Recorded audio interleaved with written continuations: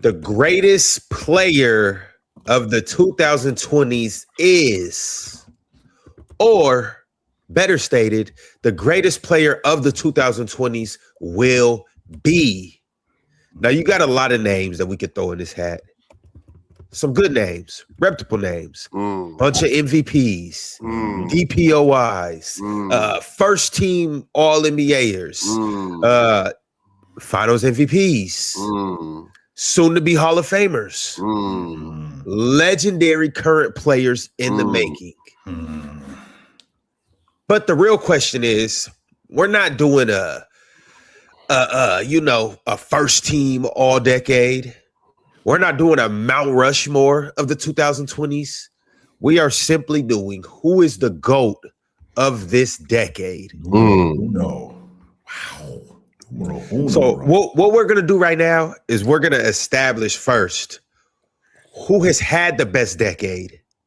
Then we are going to predict who will finish as the best player of the decade because, hey, there's some people who, as of right now, they might not quite crack the top 5, top 3, or be at the top. But in these next few seasons, they're going to have something to say. Yeah. Fair enough. So, fellas, who are some names as of right now that just have equity in that GOAT title for the 2020s? Jason Tatum, man. All these first team All NBAs, 2 finals appearances, a almost won finals MVP, multiple Eastern Conference finals runs. What is that? How many he got? Chill. 5 times in 7 years. So they was in the they was in the East Finals in 20. They was in the East Finals in 22. They was in the East Finals in 23. They was in the East Finals in 24. So that's 4 times in 5 years they was in the East Finals. That's correct. Yep. I was originally thinking Tatum, and when you said that, I was actually gonna say Tatum, but so Jokic has been first team All Pro since 2019, 2020. He's been first team All Pro not the entire decade. Well, no, he didn't make it in 2020 because they moved AD from power forward to center. Right. And then he didn't make it in 23 because he had to make second team behind Embiid.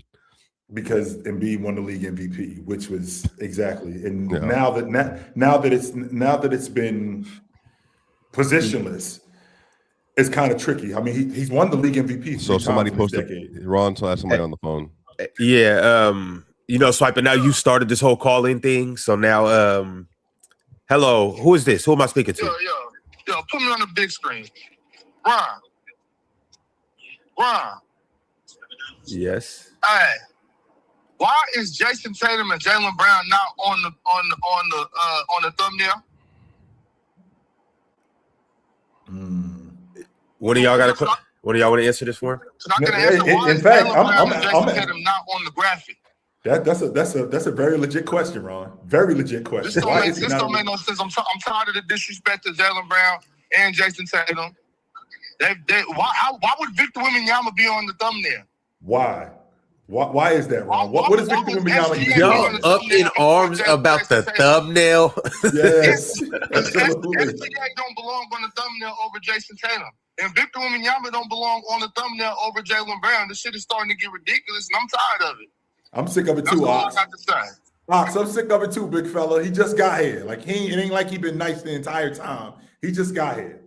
It ain't like the dude been this dude the entire time. Like, okay, this year he entered the top 5, if I'm not mistaken, Ron. I think this is the season that he entered the top 5. Fair. And this was before he even started. Last season, we were not having a conversation about Victor Wembanyama being a top 5 player. That was not going on.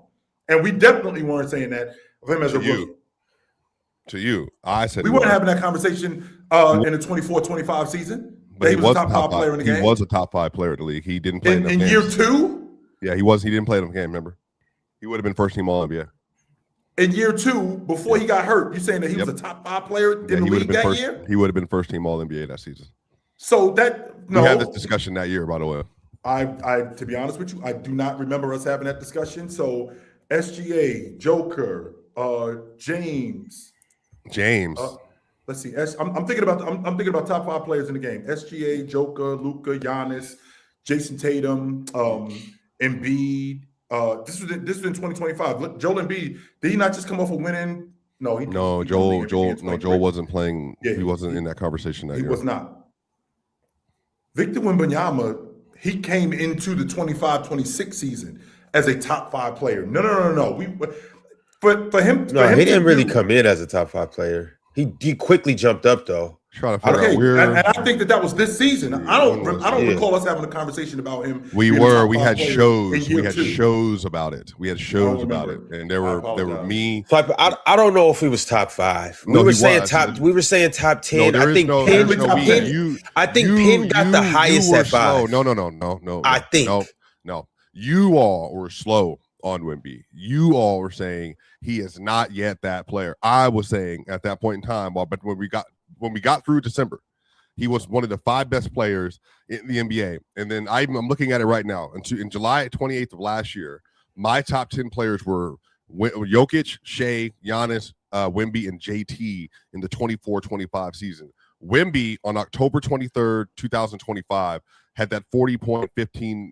So let's go back. So that's the 25-26 season. I'm trying to pull back up the tweet where I remember us having this conversation, and I remember Wemby, and we were having a conversation about Wemby and Cat. I do remember that we were having a conversation about Wemby and Cat, and it was either before or after the Christmas game that we were having a conversation, because we was talking about Cat being first team All Pro that year. That's exactly. I do remember us. No, Cat wasn't. That wasn't the same year. So it was that, but he slowed down. Year.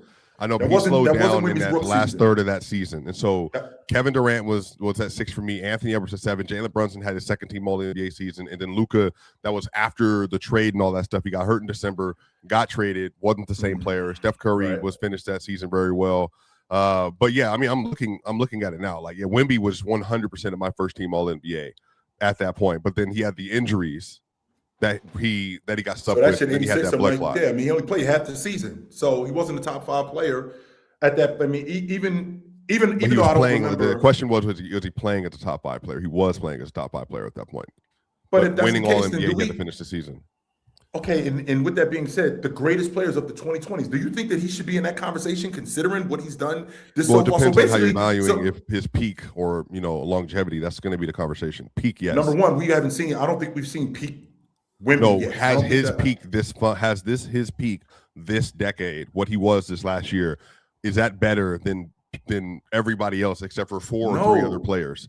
Well, no, he was better last year than any point. Yeah, Chill, you can't name 5 other seasons that was better than this last Wemby season. From finish, from start, game one. What did he do game 1? He did some crazy shit game 1. What was that? That was the 40 and 15 game. So the 40 and 15 game, from that game all the way to the NBA finals. Throughout so he had a top 5 season this year.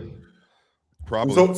So he had a top 5 season this year, is what you're saying, from 2020 to 2020. If we're just doing best individual seasons, yeah, he's probably so best individual season. Was his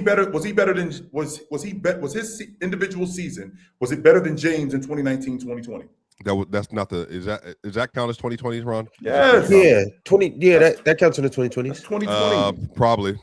18-19 is the end of the decade. So James averaged 25 a game. He led the league in assists. They were on their way to winning 60 games. He went wire to wire that year before COVID shut the season down. Ron was great. So what about Joker in 23? But there's an argument that's the best season period, wire to wire, though. So I think some of this is like including the playoffs in the finals. Yeah. Sure. So wire to wire was he better than Joker was in 24? Joker in 24 had that was the 23-24 season, Chill? When he won the league MVP, yes. Yeah, I would say so. I think 23-24. Wow. Yeah, I'm fine. But I'm fine with that. Like, you can't have all-time great seasons every single year. I mean, you can, but then there's, Wemby was unanimous DPOY, and then there was all-time great season in 23. Like, you and I actually had this he did, but like Joker, but I think the issue is we're far enough. Joker that season was at 25, 12, and 10 on 70 true shooting and led the best offense ever, and then went to the playoffs, had 30, 13, and 10. Like, I'm saying argument. That's probably the best season of the 2020s. Embiid had the 22-23 season. Then he had the beginning of the 23-24 season. That obviously doesn't count because he didn't finish the season.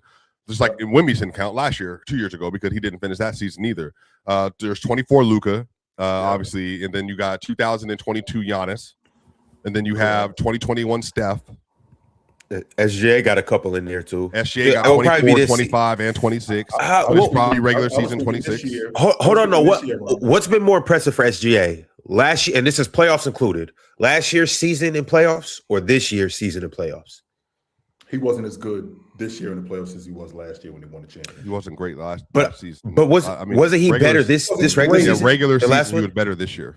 Yeah, yes, he was regular season he was better this year. But Swipe, I think the divide with you and I is even if he wasn't great in the playoffs, this season it just passed. On the regular he was great in the play. He was great in the regular season. He was better in the playoffs last year, not this season that just passed, but in the 25 season, he was better in the playoffs than he was this year. No, because he sucked in that first round versus Memphis. He really wasn't that bad. I mean, I know he was horrible. He shot sub 40%. He was horrible in the Memphis series. We can't move the goalpost because we like a player. He was bad in the first round. J-Dub was the best player in that series. He was good in the Nuggets series. And then he had the game 7 that he had. And then versus the Wolves, he was good. And he was mid versus the Pacers.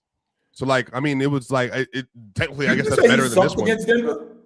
No, he was good. He had a good series versus Denver. It wasn't like spectacular. Good against Denver. Yeah. Of those 4 games, the game against Memphis, game 1, he didn't really play that much because they smoked Memphis, right? He didn't play that much. Game 2, he was not good in game 2. He shot the ball game 2 and game 3. And game 4 was when he turned it on. When they ended up sweeping him. The series was over. Yeah, I think he. And then against Denver, I thought he was damn good against Denver. He was good. I said he was good. Yeah, I thought he was damn good against Denver. Same logic applies to Minnesota. I think he was. He was good against Minnesota. I think he was fantastic against Minnesota. We can't say that. We can't say that. We can't say that this season, like him playing against the Lakers. He wasn't even the best player in that series. I can make the argument James was the best player in that series. No, I can't say that. Chet and AJ Mitchell were better than both of them. Chet and AJ Mitchell were better than both James. And SGA and LeBron, yeah. Right. So Chet wasn't better than SGA. What series was he better than SGA last year? No, Dub was better than him in the Memphis series. Okay, SGA Dub was better than everybody else in the. Dub was better than him in the Memphis series. So those four playoff series: Memphis, Denver, Minnesota, and then playing against Indiana. How many guys on his team were better than him? Because again, when we're talking about him playing against Minnesota, I thought he was great against Minnesota. Better than what he was in any of the series that he played in. That includes Phoenix. Yeah, but like I'm saying, regular season though, you have to include. I'm saying regular season, he was better. He was better this year than he was last year, which is a larger sample. So I'm saying, whichever one you want to go with, they're both elite seasons. They're both elite seasons. I think 25. I think 25 SGA was better than this. I think 25 SGA was better that season. And then when we're talking about Joker, I think you could just pick a season. I'm gonna pick 24. I'm gonna pick 23 because I actually think he should have won the league MVP that year. Of course, if I'm being honest, it was between him and Giannis because I thought Giannis was awesome that year too. Was Giannis better? And was Wemby in 23 better than Giannis in 23? Because Giannis was awesome that year. Yeah, he probably was. And we're talking wire to wire. I just think, remember, Giannis was from January 1st on. Giannis was a plus 23 on the, or not sorry. Not Giannis. Wemby was a plus 23, I think, net rating, and I think they had like a 102 defense with him on the floor from January on, and I think they lost 3 games with him the rest of the season as when he actually played. So some of this is they had all-time winning, all-time defense, offense was elite, and they were like dominating when he was on the floor. So, you want to take that sample. Like Luka in the 24 season, after they made the trade with PJ Washington and Gafford, that's when they went on their run, and like Luka was like a plus 8 or whatever, and then he was going crazy and scoring crazy and playmaking crazy and all that. And then obviously, like, you can do that with all of them, right? Like when they're individual, like full season, but then they have their peaks, that they were hitting. But I don't want to get distracted on the seasons. I was just going through the reason why I brought up Wemby is because I think Wemby's argument is going to be his peak, and at his peak, he's been better than any season that like Tatum and some of those other players have. I think the 5 chill. I knew this was gonna come up, and I knew you were gonna hate this. Chill. Yeah. Jason Tatum has not had a better season start to finish than what Wemby just did. And I'm gonna tell you another thing. The 64 games he played last year, of the 64 games that he played last year, that was better both sides of the basketball, both offensively and defensively. That was better on both sides of the basketball than what Jason Tatum did in the year he averaged 30. A better 8. basketball That was player better. than Tatum was, yes. I'm talking about better. I ain't talking about better basketball player. I'm talking about having a better season. That's what I'm talking about. Yeah, he had a better season, was a better basketball player, and a more impactful basketball player. Yes.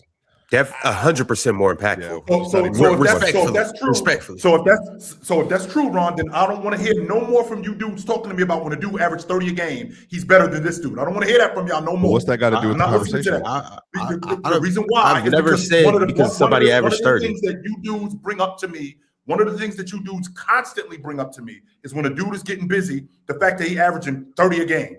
The fact that he's averaging 30 plus a game. We do that with Luka all the time. I think Luka averaged 30. The year that Luka missed out on the year that Luka missed out on 33.8, 34.8. Yeah, we talk about that stuff all the time. The fact that Jason Tatum went 30 and 8, right? He went 30 and 8 and I think 5 that year. And he wasn't an all-league defender, but he was a damn good defender. But I'm the Boston Celtics. I'm our best bucket getter. I'm our best rebounder. I'm our best distributor. I'm our best playmaker. That's going on. That season, he did all of those things. I can't say that for Wemby. Wemby was not their best distributor. Wemby was not their best playmaker. But Wemby, it doesn't have to be. But Wemby was also the best defender in the sport. Okay, Wemby was the best defensive player in the game. I'm not going to argue that. I'm not going to argue that point. And Wemby, just so you know, they had this year with the Spurs in 1,700 minutes. They had a 124 offensive rating with Wemby on the floor and a 107 defensive rating. So the best defense in the league basically when he was on the floor. Sure. And then they would have one of the top 3 offenses in the NBA. He was a plus 17 this year. And then if you look at like just his overall like the impact stuff surrounding Wemby, I mean, it was almost a one-of-one season in overall defensive value plus offensive value that he added. He added the single most defensive value that we've seen of any player this decade, like for sure. It was easily the best defensive season this decade, and it's nothing to even talk. I'm not going to argue that point, Ron. I mean, shout out to Rudy. Rudy 21, I think has an argument, but yeah, I mean, Rudy didn't have anybody, and then they had the best defense. I think Rudy was awesome defensively in 21. I think Rudy. I actually think he was better in 18, but I think he was awesome in 21. But that's neither here nor there. What I'm thinking, Ron, is Wemby's season that just passed, the 64 games, was that better than what Joel Embiid did in them 39 games in 24?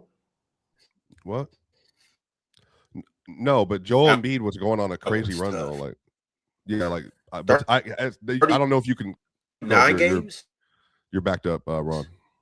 He played 30. I want to say 40. You could fact. No, but what happened? He had 32 games, and then the injuries and stuff started affecting him. The first 32 games were the ones where he was averaging like 36 and 11 and like 5. You know, and on like 67, whatever 62 for shooting. I don't remember. Yeah, that was going to 50 points versus Minnesota, 70 points versus the Spurs. That was that. Yeah. That was that first 32 games.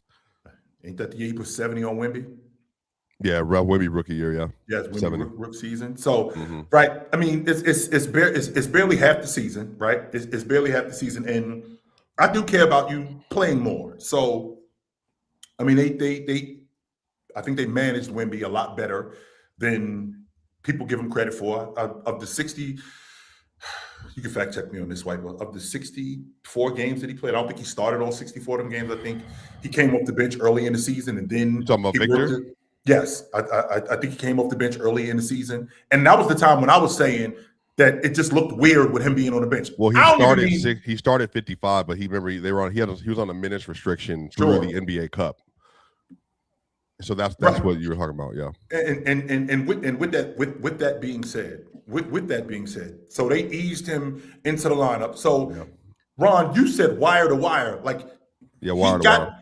He got busy. I do think that he got busy to start, but then we had stretches where it wasn't good early on when they were easing him back into the lineup. It's not that it wasn't good, Chill. Remember, he was just his minutes were low, but the games were great. The games weren't the issue. His minutes were lower, but he was playing 20 minutes a game and still having the most impact on the floor.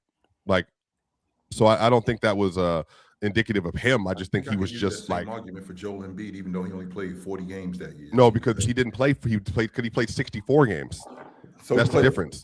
Joel Embiid played a great 32 and then didn't have that same level of impact after those 32 games. And like, go ahead. And to your point, of the 64 games, So Wemby's all 64 of his games were awesome, even relative to the minutes. No, Well, just like all of Jason Tatum's games were. I could tell you one thing about Wemby though. The numbers don't do Wemby justice.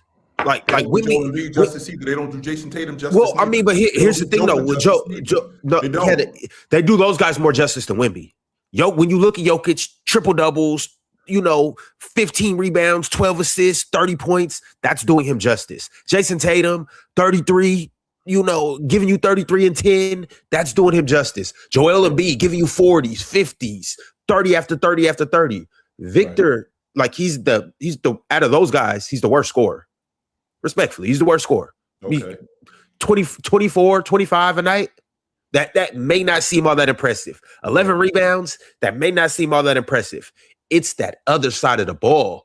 And it's the things that he does on the offensive end, once again, for his teammates. It's like the things that Wemby does, it's not calculated in the stat sheet. You can't just look at the box score and be like, oh, wow, he gave us a whopping, He might have had 22 and 8, but on the box score, it doesn't look like that, right? It looks like he didn't really get busy, when in reality he did get busy. Well, Ron, I could use that same logic when it comes to Joker, because the same thing that you're telling me about how awesome Wemby was on the defensive side of the basketball, I think Joker in 22, 23, 24. I think I think there was a gap between him and the other offensive players in the game, including James, including Steph Curry, including Giannis, including all of these guys. He was, just like you say, Wemby was far beyond everybody else defensively. Plus, we didn't get to see it in the stat sheet because he was running guys away from the rim, so guys weren't really scoring that much. I can say this. I can use the same logic with Joker because we didn't really see it that much in the box score. How much he affected that group. I mean, as busy as he got. You might not see everything in the box score, but when you see 30, 12, and 15. That's one of the best box. Joker has one of the best box scores we've ever seen in the NBA. It's Joker, Westbrook, Wilt.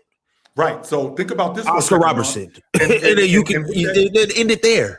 So Joker's box score does him plenty of justice. Actually, it doesn't, Ron, because the 30 and 12, what do you think that 30 and 12 really accounted for? That 30 and 12, that could have accounted for so many other things offensively for this group. Them 12 rebounds, that could have accounted for so many more rebounds for Valanciunas or for Aaron Gordon. How much more offense could they have? How much more offense did they get out of them because Joker required so much attention? So the same logic that you're using with me when it comes to Wemby in terms of the box score, because we didn't see on paper what he did defensively, I could use that same logic with Joker defensively.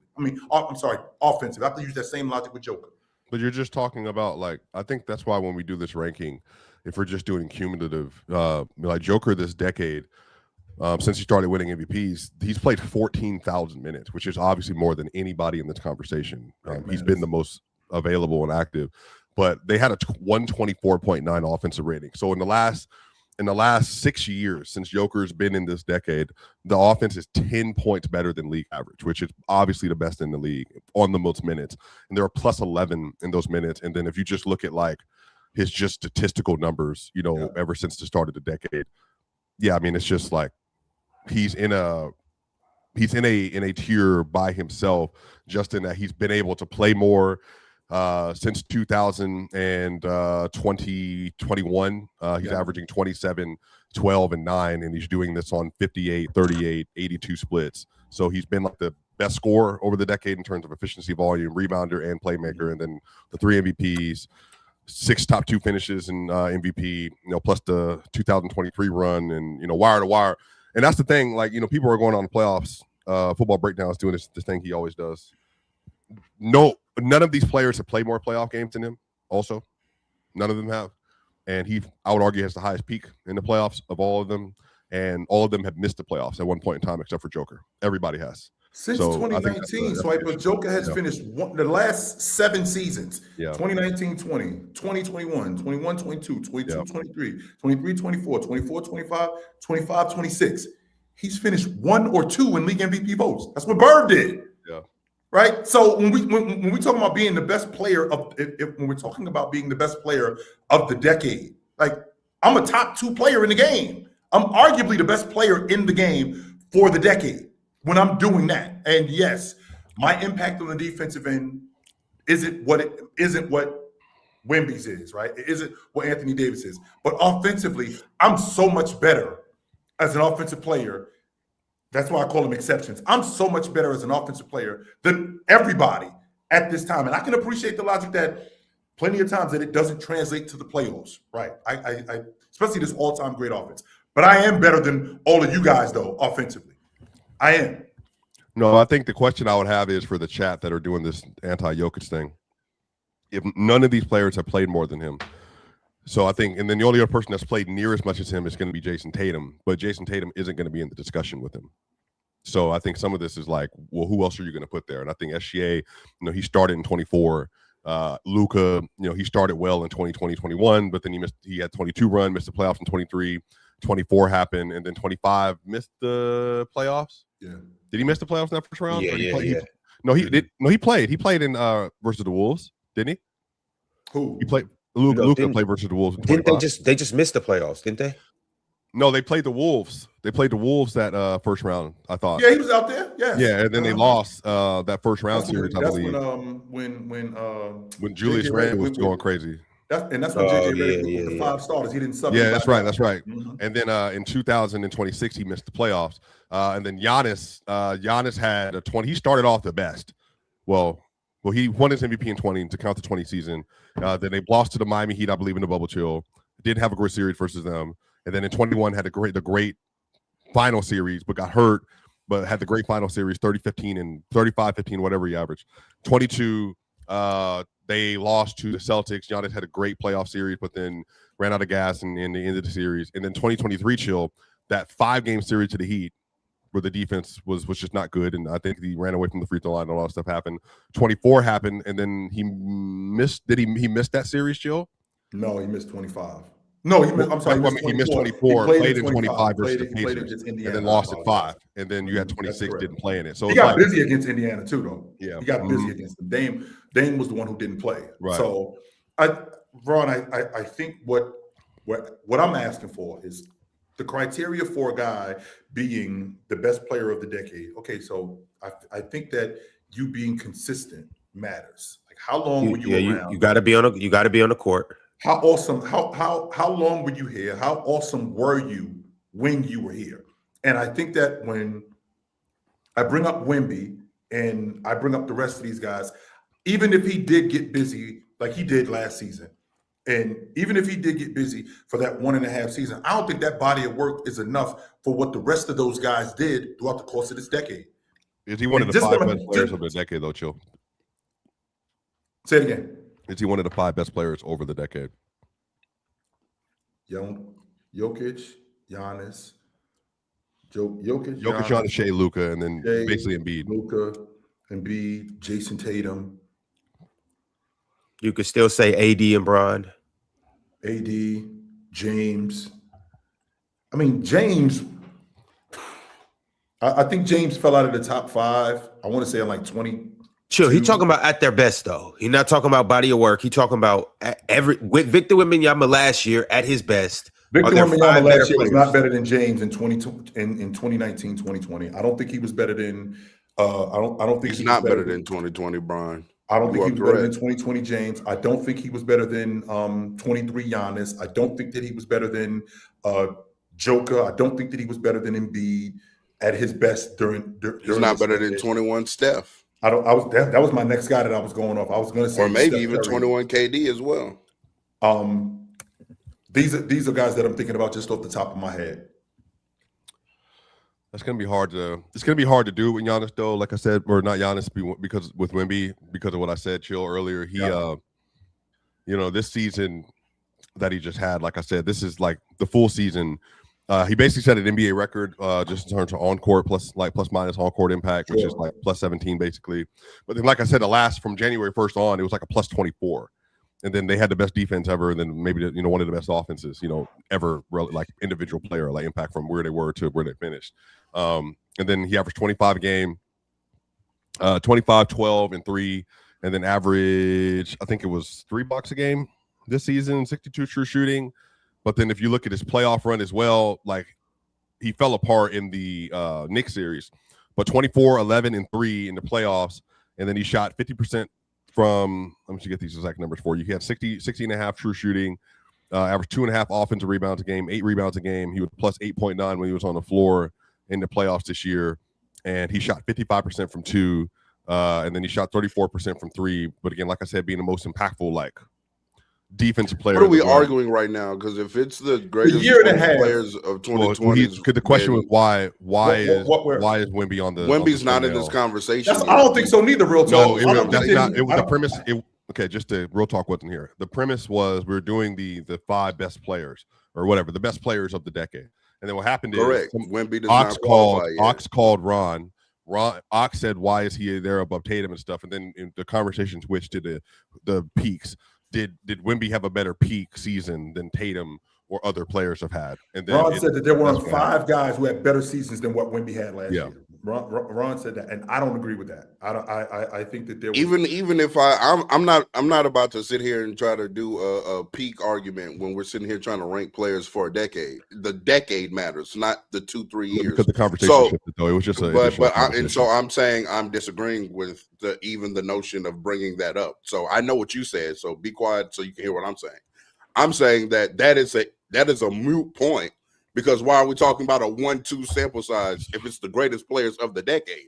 I mean, the decade matters, not because 1 or 2 the question years. was asked. That's why. Cool. And so again, I'm saying I don't care about the question. So in my opinion, you were having the conversation. It's 7 years. It's 7 years. So no, Wemby does not qualify for a best greatest players of 2020 conversation when he just had 2. He's had 2. I said a year and a half. I said a year and a half because last year before then he didn't even complete the. Yeah. Like what? What are we doing? I don't think anybody thinks he's one of the 5 best players. I think we were just having a conversation to why would he even be included in this, and then that's when we got back and forth. Go ahead. Ron. I think he's one of the 5 best peaks. Mm-hmm. But what I'm saying is, as of right now, like if the decade were to end today, no, Wemby's not on that team. No, he's not top 5. He might not. He might be barely scratching second team. Actually, no, he's not scratching second team. He wouldn't be first, second, or third team based on the last 7 years. Mm-hmm. However, though, if we're looking at 2030 and we go throughout the whole thing, what Wemby can do in these next 3-4 years, I 100% think that he should be on this thumbnail, and I 100% think that he's going to be one of the top 5 players of this decade based on only 5 years. If we could get something, I think he's going to be that good. And when we get there, we'll get there. Just like Jordan, when he got to the league in '84, probably still one of the 5 best players in the '80s. Probably, maybe. Just like Bron, when he got to the league in '04, probably one of the 5 best players still of the 2000s. But again, we'll have to wait and see. So, real talk. There were 2. Hey, I know you came down and you wanted to kick the door down and say, we not talk about this. We need to be talking about that. There were 2 questions initially asked. We were going to do 2 different things. One was who's the top 5 players or who's the greatest player right now of the decade? Yep. Today, August 3rd, 2026. Mm-hmm. Then the next thing we were going to do, who's going to be the GOAT of the decade?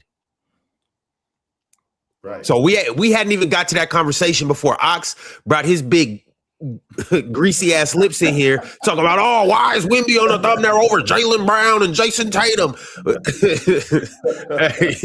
hey, relax. We're going to get there, and we're going to get to why he's going to be on there. Yes, it's going to have to be some hypotheticals. Yes, it's going to have to be some projecting, but it's the summer.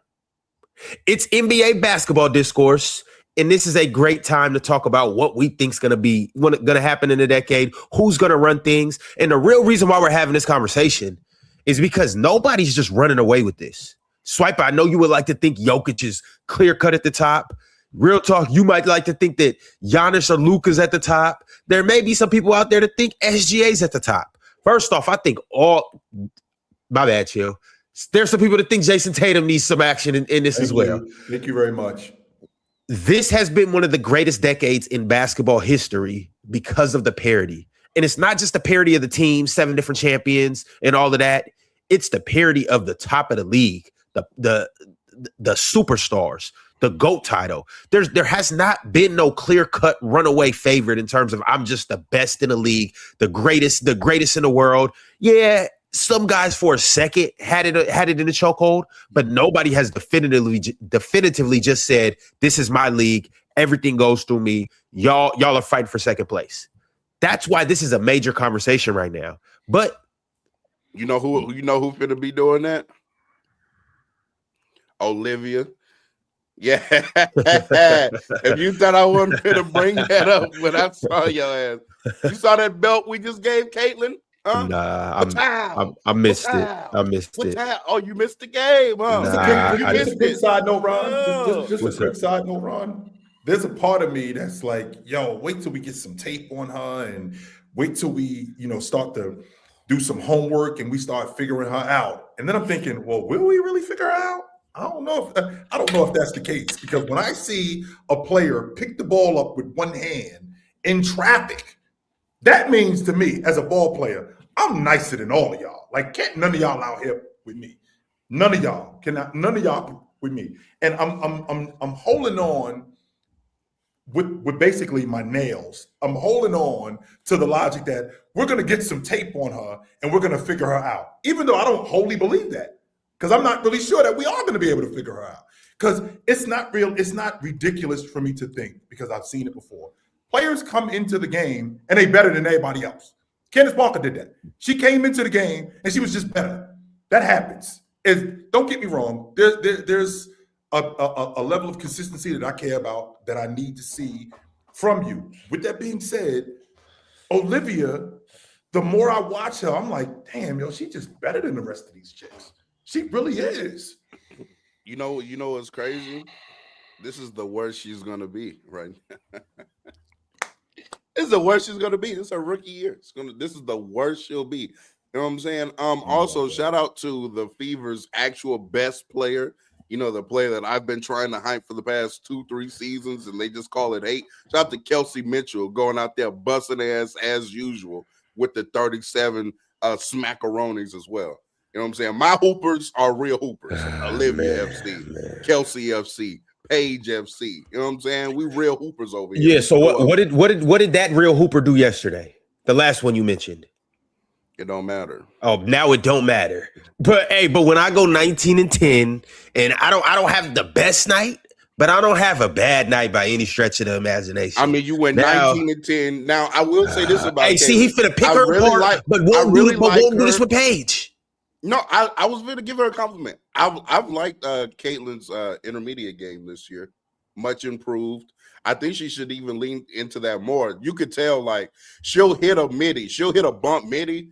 And because she's been playing a certain way her whole life, to her, that means, oh, next time, because I've made one, I have to shoot a 28-footer. No, Caitlin, you could just shoot another bump midi and make it again. That's what could happen. You could actually live there. How about that? Yeah. You could actually live there. If she wants to, she can. You can live there. We know that you can crack the long ball, but you can live in that 15 to 18 foot space and be ridiculously effective. And you can lead the long ball stuff to Kelsey Mitchell, who, by the way, Olivia said she was having the most difficult time with yesterday. She didn't even bring up Caitlin Clark, by the way. She didn't even bring up Caitlin Clark. That's neither here nor there. Because the halftime interviewer tried to make it about Olivia and Caitlin, and Olivia was like, actually, Kelsey's the one with like 23 at half right now. She said it was her welcome to the NBA moment. You know what I'm saying? She said it was her welcome to the NBA moment. That's what was going on. But I don't want to derail the conversation, Ron. When you are talking about 7 years into this decade, I always count the 19, whenever it is, like 99, 2000, 89, 90, like I count that as, not that, I'm sorry. When the team. I know what you're saying, Chota. The 1920 season counts. Yes, because that's when the decade started in 20, right? So from that point on, when we're talking about how awesome specific guys were, I know how you dudes feel about Jason Tatum, but we're talking about winning, we're talking about producing, we're talking about being one of the elite playmakers in the game, one of the better bucket getters in the game. His game might not be as appealing to you guys from the eye test. For me, it does. He's been clutch In addition to him being clutch, he's been an awesome defender throughout the course of this time. They don't just hand out first-team All-Pro honors. They don't just give you those. You know what, real talk? It's 2024, you play for the Boston Celtics. How about you come on over and you be first-team All-Pro? Here you go. They don't just hand those out. That's not the way that works. You earn being a first-team All-Pro. And for him to consistently do that as the best scorer, the best distributor, the best playmaker. Okay, but Chill, where would you have him in the argument then? I think he's in the top. I think he's top 5 in that argument. No, but when you think of I guess for the sake of the conversation though, would you put him at number 1? Has he been the best player? I would not put him as number 1 because what Joker has done, like I just feel like what Joker has done over the course of this decade, offensively, I just think that it supersedes a lot of the stuff that these. Would you put him over Giannis? Yes, I would. So I think Giannis is top 2. I think the top 2 are Jokic and Giannis because they're the ones that have been doing it the longest and had the most seasons doing it, plus the playoffs, plus the regular season.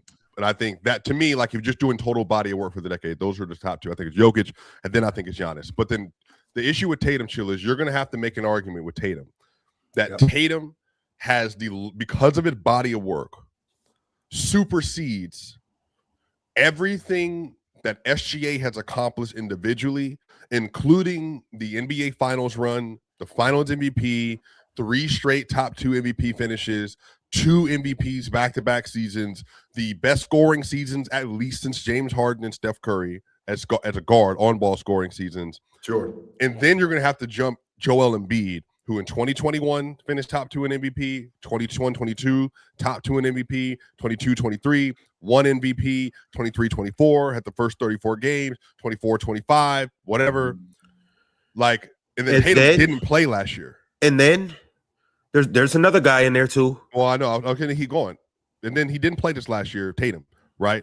Embiid at least played and then beat Tatum in the playoffs this year, which is important to you. Mm-hmm. And Tatum beat him in 2023 when they were both healthy. And then Luka had the 19-20 season in the bubble, the series versus the Clippers.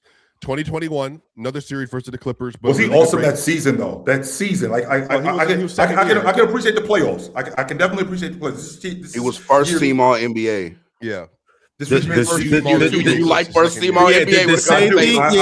The same thing. That's why I'm bringing this up. Like, don't just tell me about the playoffs. Like, bring this stuff up. Don't leave that kind of stuff out. First team All NBA. This is year 2, Lucas. First team All NBA 21-22. First team All NBA 22-23. First team All NBA 23-24. First team All NBA 24-25. If I got that correct, somebody correct me if I'm wrong. I believe it was. And then no, it's not. It's not 24-25. So that's just the year that he missed. That's when he got traded. And then he missed the games. But he's back. Well. Did he make it last year because of the exception? Yeah, he made it. Yeah. So last year is when he got back. And then on top of that, you have the top 3 MVP finish in 2023-24. Swiper, you can stop. Luka this decade and Jason Tatum this decade. I'm sorry, Chill. We can have a conversation, but it's no point in having a conversation. I have just as many all first team all NBAs. On top of that, what's the tipping point, Ron? What's the separator? One of them has been better in the decade than the other two. I mean, I think that's also like just to get to it.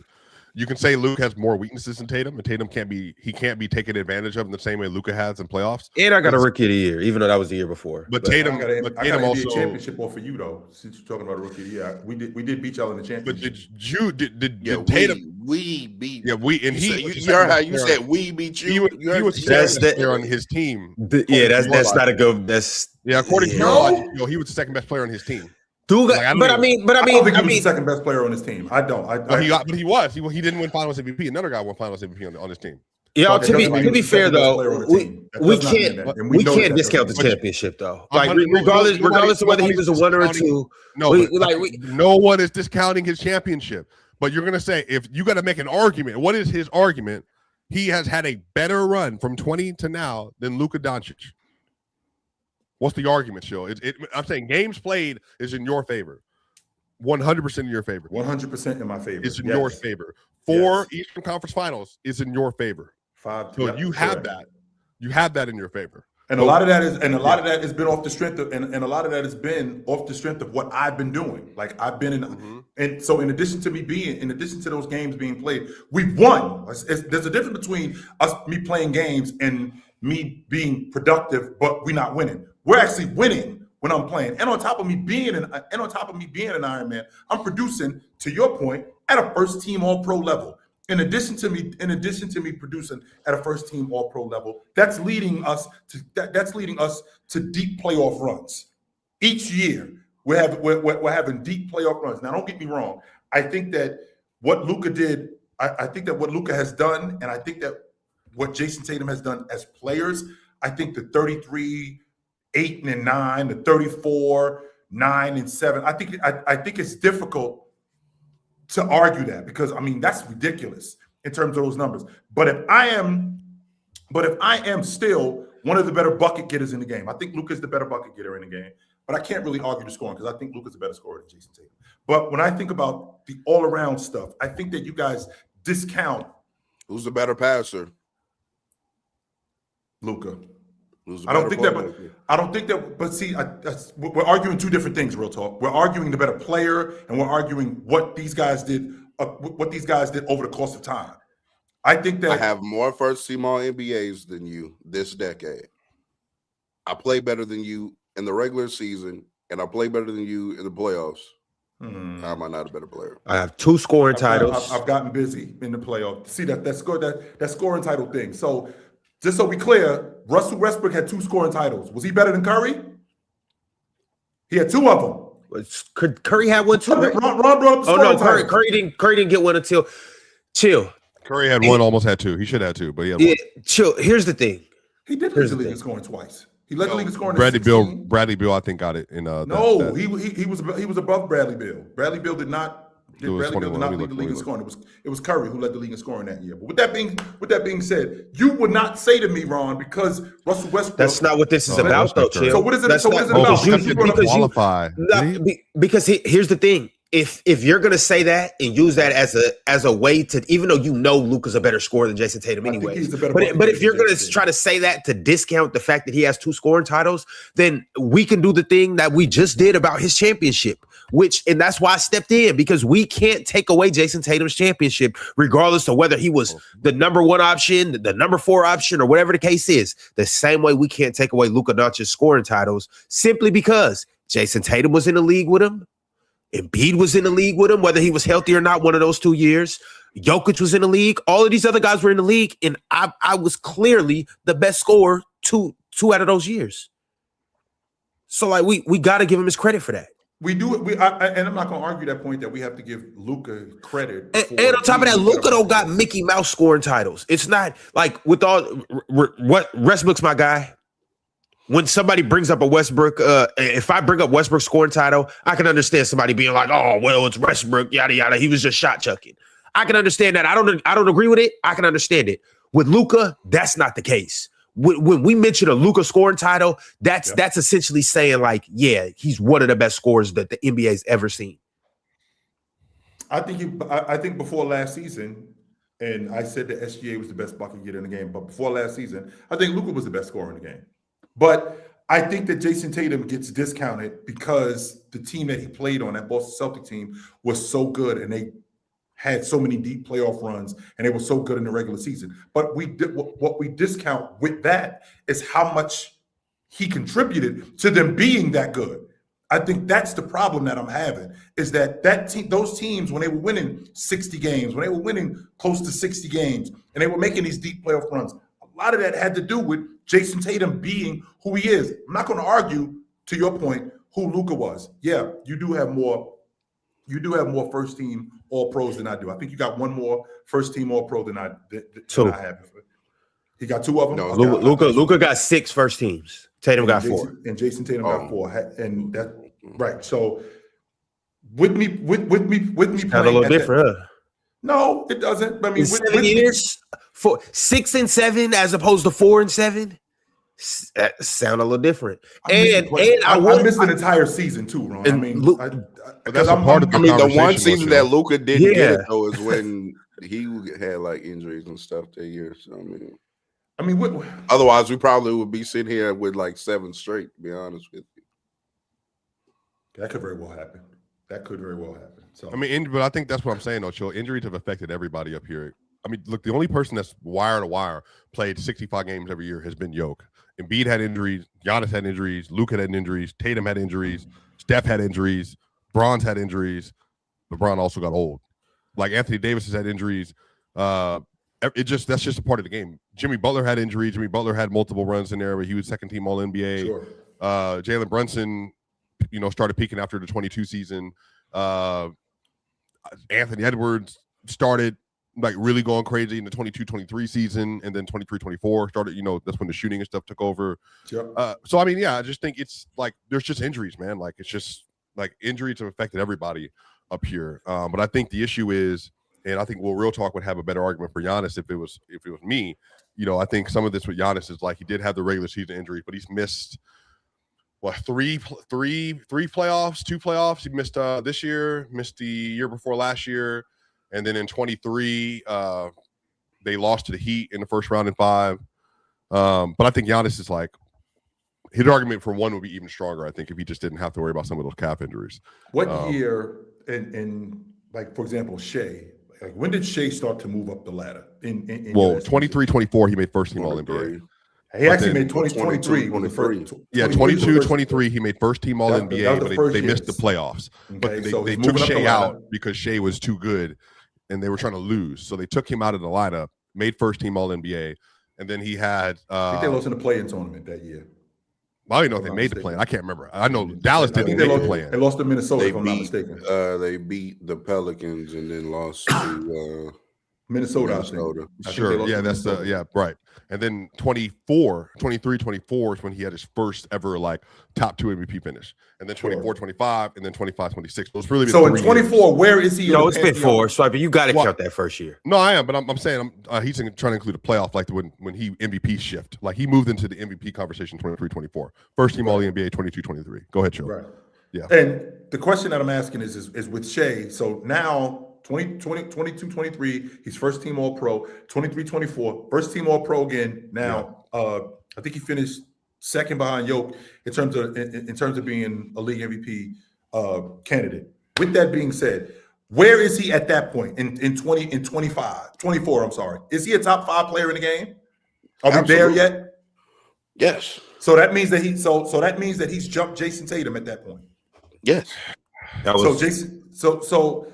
So Jason Tatum never had a regular season like that, Chill, to be fair. So because the season, all right. So let's take Jason Tatum out of this, right? So now he's ahead of Jason Tatum. Now he's ahead of Joel Embiid. So now it's Shea, Luka, Giannis, Jokic, and who else? Embiid. So has he jumped Embiid yet, or Embiid? Who? I would probably have Tatum over Embiid to be. Yeah, I mean, I don't care. That's fine. I think Shea's been better than only Embiid. because the game's played. And see, Chill, to respectfully, I know it's going to sound a certain way. That's a lot of Tatum's first teams All NBA. It's like, we know the good 4, and then somebody's hurt or missed some games, and it's like, Tatum has the next best year. Those are a lot of his first teams, or just off the fact that his team won a lot. I said this last week, which was because of me. Well, 23-24, Tatum for sure got on there in 23-24 because Embiid was hurt. Like that was a for sure. Now 22-23, Tatum to me was a by play first team All NBA. 22-23, Tatum was a first team All NBA performer. Well, real talk. Get to 23-24. Well, but real talk, even 22-23, he made first team All NBA because they had to put Jokic as second team. So that's what I'm saying. It's like, remember, it was Embiid, it was Shea, Luka, Embiid, Giannis, Shea, Luka, Embiid, Giannis, Tatum. Jokic finished second. I'm saying team he performed on that level, though, whether he made it or not. I'm saying to me that's his best season, and I think he was probably on par with like a Shea and Luka for that one particular year. I felt like he played that well that season. Now, 23-24, no, he was not on their level. 24-25, I don't believe he was on that level either. But like 24-25, Luka doesn't play, right? So he gets that one. 23-24, I think, so I brought it up. Embiid misses time, so he gets on there because of that. Like, you know, that to me, Tatum has had 1 year performing like a actual top 5 player in the league. That was 23-24. Outside of that, he hasn't been a top 5 player in the league, although he's made some of these first teams all NBA. I disagree with 22 Tatum made that team because that was LeBron AD year. Like we can't just add a guy to the group just because like we need to add somebody. What the Who we hell? added to the group? I mean, that's Tatum's the exactly one that's getting added to the group. What? And the reason why he's getting added to the group is because of what he's producing. No, Ron, chill. 22, 20. No, chill. Right now. Chill. 21, 22. Bron and Anthony Davis both did not make first team All NBA that year. Okay. Do you think that he was better in the regular season than Bron and AD that season? I think he's better than Durant.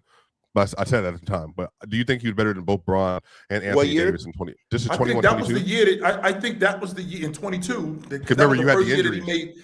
That was the year he made first team All Pro. I think he had the better season. I think that's when we're starting to move into that top 5 space in that season right there in 2022. That's when we're starting to make way. And then in 23, and then in 23, when he has the season again where he gets busy. I want to, if I'm not mistaken, but he wasn't. If regular, I think he averaged like 30 a game that year. 29 it was a game 30. Year, it was 30 and 9 and 4.5 assists. But chill, 22-23. He hooped. I know, but chill. But hold on. But just so what did he do in 22? Because I'm sorry. Yeah, but chill. That year in Jason Tatum year, that 27 points a game, 8 rebounds, and 4.5 assists in 22. Okay, that's that 22 season, but he was still really good. I think that doesn't speak to how good he was. And then he was really good in the playoffs in that first round versus the Nets, and then he was good versus the Bucks. Had that 44 point game in the game 6 and all that. And then he went to the conference finals that year, played well. He played really well versus the Heat. But then Jimmy, I think Jimmy could have won that series, but Jimmy had that lower body injury that he had that affected him like in that round. But he was still really good through that run. They went to the NBA Finals. Problem though, Swiper. I've said this a number of different times. Yeah. Just like when Jason Tatum tore up his Achilles, that's not my problem. That's a you problem. You could. I know, but like what I'm saying is the same thing that applies though. Is that in 23, Real talk saying he played at that level. I'm saying, Chill, you're using it emphatically. These players have these first teams. He should not be on first team that year if we're just doing the same rules we have now, because Jokic would have been on first team that year. That's the same year that Jokic won the title that you think he should have won MVP. But because we had a limitation on how many centers you could have, he had to finish second team that year. So I'm saying that season is one you're getting to Real Talk's point because of a like rule. For instance, 24, that was the season. It was Giannis, Jokic, Luka, Tatum, Shea. But then Embiid missed that year because of the injuries. Again, another injury thing. It doesn't. But I'm not thinking what we're doing is we're arguing two different things, Swiper. And I think that what you're arguing is you're arguing the level of player. And what this was originally about, Ron, and we started this. What this was about was what you did that season. Joel Embiid could not hold up. Consistency from what I said to you guys right from the beginning. Consistency is what matters. Me playing 76 games, 75 games, 79 games. I'm not sure if he played 79 games, but I think to me, this is why he should be over Embiid on this list. I agree. He probably rounds out the top 5 because of that. But once we do start talking about player for player, that's when Tatum gets to dropping. And it's no disrespect. He's a great player. I still think he's like top 10 in the league for sure. Top 10 of the decade for sure. But yeah, outside of the best of ability is availability and shit like that, he get to drop it. All right, fellas. Let's go ahead and answer the question. Let's get down to the bottom of it. As of right now, 2026, we are in the summer. We've had 7 seasons, including the 1920 season. Mm-hmm. Who is the greatest player of the 2020s? I think it's Jokic.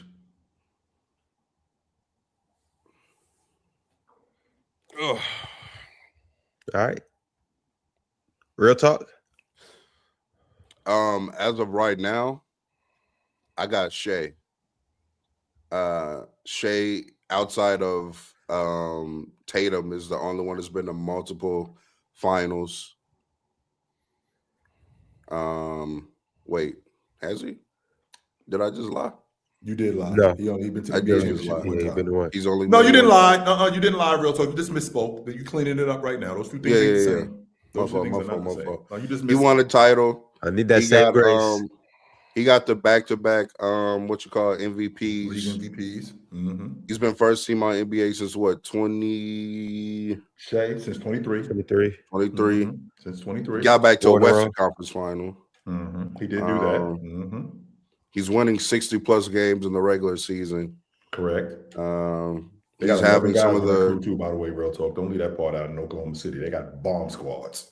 They don't have good players. but a lot of these times, see, Fucking this is loaded why over there. Shea low-key has been winning MVP. And yes, we always do the without Shea, that team will win 50 games this year and whatnot. But when you actually look at the seasons, I mean, a lot of the key players be missing a lot of time. J-Dub last year didn't play over half the season. The year before that, Chet didn't play over half the season. Yet they still won, around 60 games? And that's because SGA goes out there and on a night-to-night basis, you can pencil him in for 36-6 on great efficiency every single night. Mm-hmm. And he leads them to wins every single night. Now, I'd like to keep going real talk. I apologize. Oh no, I'd like to counter your argument. I'd like to counter your argument with saying, to start, I think SGA is the best player in the game today. I think the winning is what matters. I do think that the fact that he won the NBA championship, I think that put him ahead of Joker in that aspect. With that also being said, though, those league MVPs that you talk about back to back, we should have gotten 3 in a row from Joker. And if I'm being honest, we had this conversation. We know why he didn't win 3 in a row. He didn't win 3 in a row because that was going to put him in a conversation that there were some people who were not prepared to have that conversation yet, which was the Bird conversation. There were some people who were not ready to do that because Joker 100% deserved to be shouldn't have been MVP. having a Bird conversation then because he hadn't even won a championship at that No, he point. didn't. But he had. But when he would have won that league MVP for the 3rd straight year, now we got to talk about him different. And people weren't ready to do that yet. If we're going to bring up the hypothetical MVP, I don't think he should have won in 24. He won 3 of them in 4 years, though. Real talk. I mean, you talking about? But SGA what I'm saying is, let's bring up what he did. Let's bring up what he did do and not what should have happened. Because what I'm saying is, I don't think he should have won in 24. That's what I'm saying. If we're going to do the shoulda, coulda, he shouldn't have won in 24. In my opinion, Embiid was the rightful MVP in 23. I don't. Now, how we got there might have been nasty. True. But the rewriting of this is if Joel Embiid was not a rightful MVP in 23 is nasty. It's got nasty. Embiid was a rightful MVP that year. It's not like he wasn't playing to that level, and all of a sudden. And I'm not going to argue that point. Led the league in scoring. Still at that point, one of the better rebounders in the game. Still one of the better defending bigs in the game. He wasn't what he was in 18, but still one of the better defending bigs. But to your point, I also won the league MVP in back-to-back years too. And I did it in a less than stellar circumstance, right? So I lose my best player who tore his knee up. Right. And in addition to me losing my second best player who tore his knee up, I also lose my 3rd best player who had a back injury. So now I got to throw this unit on my back in a nightmare of a Western Conference at that point. The East is getting better, but the West is still a nightmare. And I throw this unit on my back and I take us to the playoffs. And yes, I'm running into the Warriors. Yes, I'm running into the Phoenix Suns, who at that point had just came off going to the NBA championship. These are the groups that I'm running into. And I got to carry this group night in and night out. Offensively, I'm not much of a rim protector, but I do have to rebound at a high level. I do have to stop plays. And Jokic was doing that year in and year out. That's what was going on. And then finally, when these guys get healthy, when Jamal Murray gets healthy, when MPJ gets healthy, when Aaron Gordon gets healthy, they got a parade going on in Denver. Why? Because we're good enough to win the NBA championship now. That wasn't going on in the past. So I think that's one of the main reasons why I think Jokic is the best player of this decade so far. Do you think that he should have won MVP in 2021?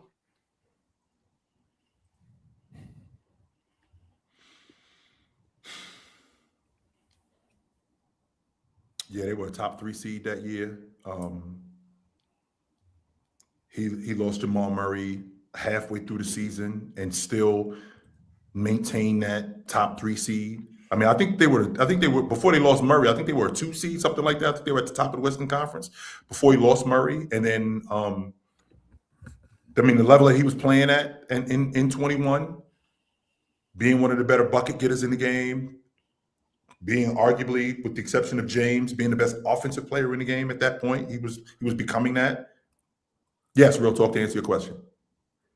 Yeah, he played 72 games that year, coming off the bubble and all that, with all the injuries and stuff. So He was better than Steph Curry that year. it depends on who you ask. I think he was. I'm asking y'all. Yeah. Why? Well, I think he just wire to wire was the best player. I think he had a one-on-one scoring season that year too. The rebounding was crazy that year. Averaged 8 assists that game. That was a 26, 10 and 8 season. Steph averaged 32 that season, but then Steph's April was really the one that put it over the top when he averaged 37 a game on like 69 or something like that. Like he was going crazy. Yeah. But then, I just think, he carried like a crazy role that year. I think he did too. Yeah. Who do you got, Swiper? Yeah, I think it's Jokic. Like I said, I think Giannis is number 2. But I think Jokic has just he's been the best scorer, rebounder, passer, and then the best playoff player of all of them. I think when you just look at their overall body of work, he's played the most games in the regular season of all of them by a lot. In the playoffs, everybody else has missed playoffs. Every single one of them. All of them have missed playoff runs over the course of this 6-year period. The only person that's played every single one of them is Jokic. And I think he also has the highest scoring, or the highest playoff run of everybody in the 2020s as well. And I think Giannis is number 2. So, but those would be my top 2 at least.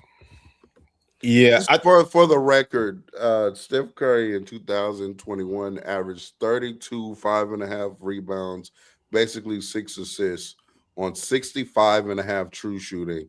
Mm-hmm. And this is a season in which he's playing with Kelly Oubre and them, dragging that team to the play-in the regular season. And mind you, they would have made the playoffs before they changed the play-in rule, because he was the 7th seed, I believe. Now, if the argument is just, we didn't want to give it to him because he was too low of a seed, I guess. But I don't think you can argue that anybody had a better regular season. They were the 8th seed. 7th. They would have made the playoffs that year.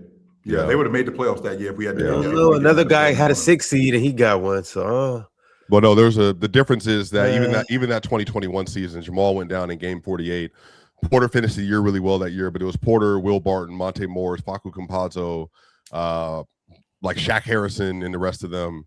Yeah, they just the team, and Aaron Gordon got traded over that season, but then Aaron Gordon wasn't AG. No, sorry, that was 21-22. My bad. No, 2021. 21. Can't remember. It was 2021. So he got there March 25th, 2021. Yeah, they were just, the team wasn't, just wasn't good. Now, Steph's team wasn't great either, but then Steph without Clay and Dre, they just missed the playoffs entirely, obviously. Jokic was able to make it still through the 3 seed that year. And then, like I said, the 72 games is really a part of the narrative that year, too, because missing the playoffs since they had the just MVP award doesn't matter because the play-in. I know, but I'm just saying that, like, the big part of the conversation, too, was that Embiid, number 1, was number 2 in the MVP race. Steph was 3. Embiid played 50 games that year. Jokic played 72. That you don't think Embiid was better, should have been above Steph that year, is what you're saying? Playing 50 games over Steph in 21? No. I mean, I thought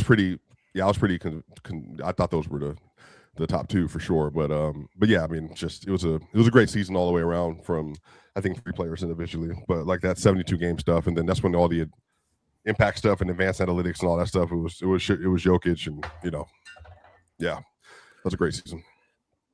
Yeah, I hear you guys' arguments between Shea, Joker, Giannis. It pains me to have to say I got Shea over Giannis in this decade. 30 and 10 for 6 years, 5 years in a row, Ron. Yeah, 10 and 6. Won the NBA championship just like you did. Shea, you said? I have Shea over Giannis. Yeah, 30, 10 and like 6. So Shea over Giannis as in like 2 or 1? No, 2. Joker is 1. Like, okay, but let me ask you this then, Ron, because I guess the Giannis thing I'm confused about. If we're including 20, Giannis had the DPOY MVP in 20.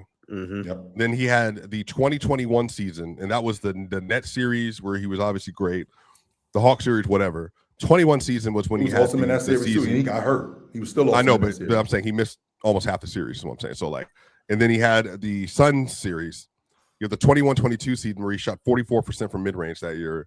Yep. And then that was they were the number. Could Embiid was the number 3 seed. I think they were the 4. I think they might have been 1 or 2. I can't remember what exactly seeding they were that year. In 22?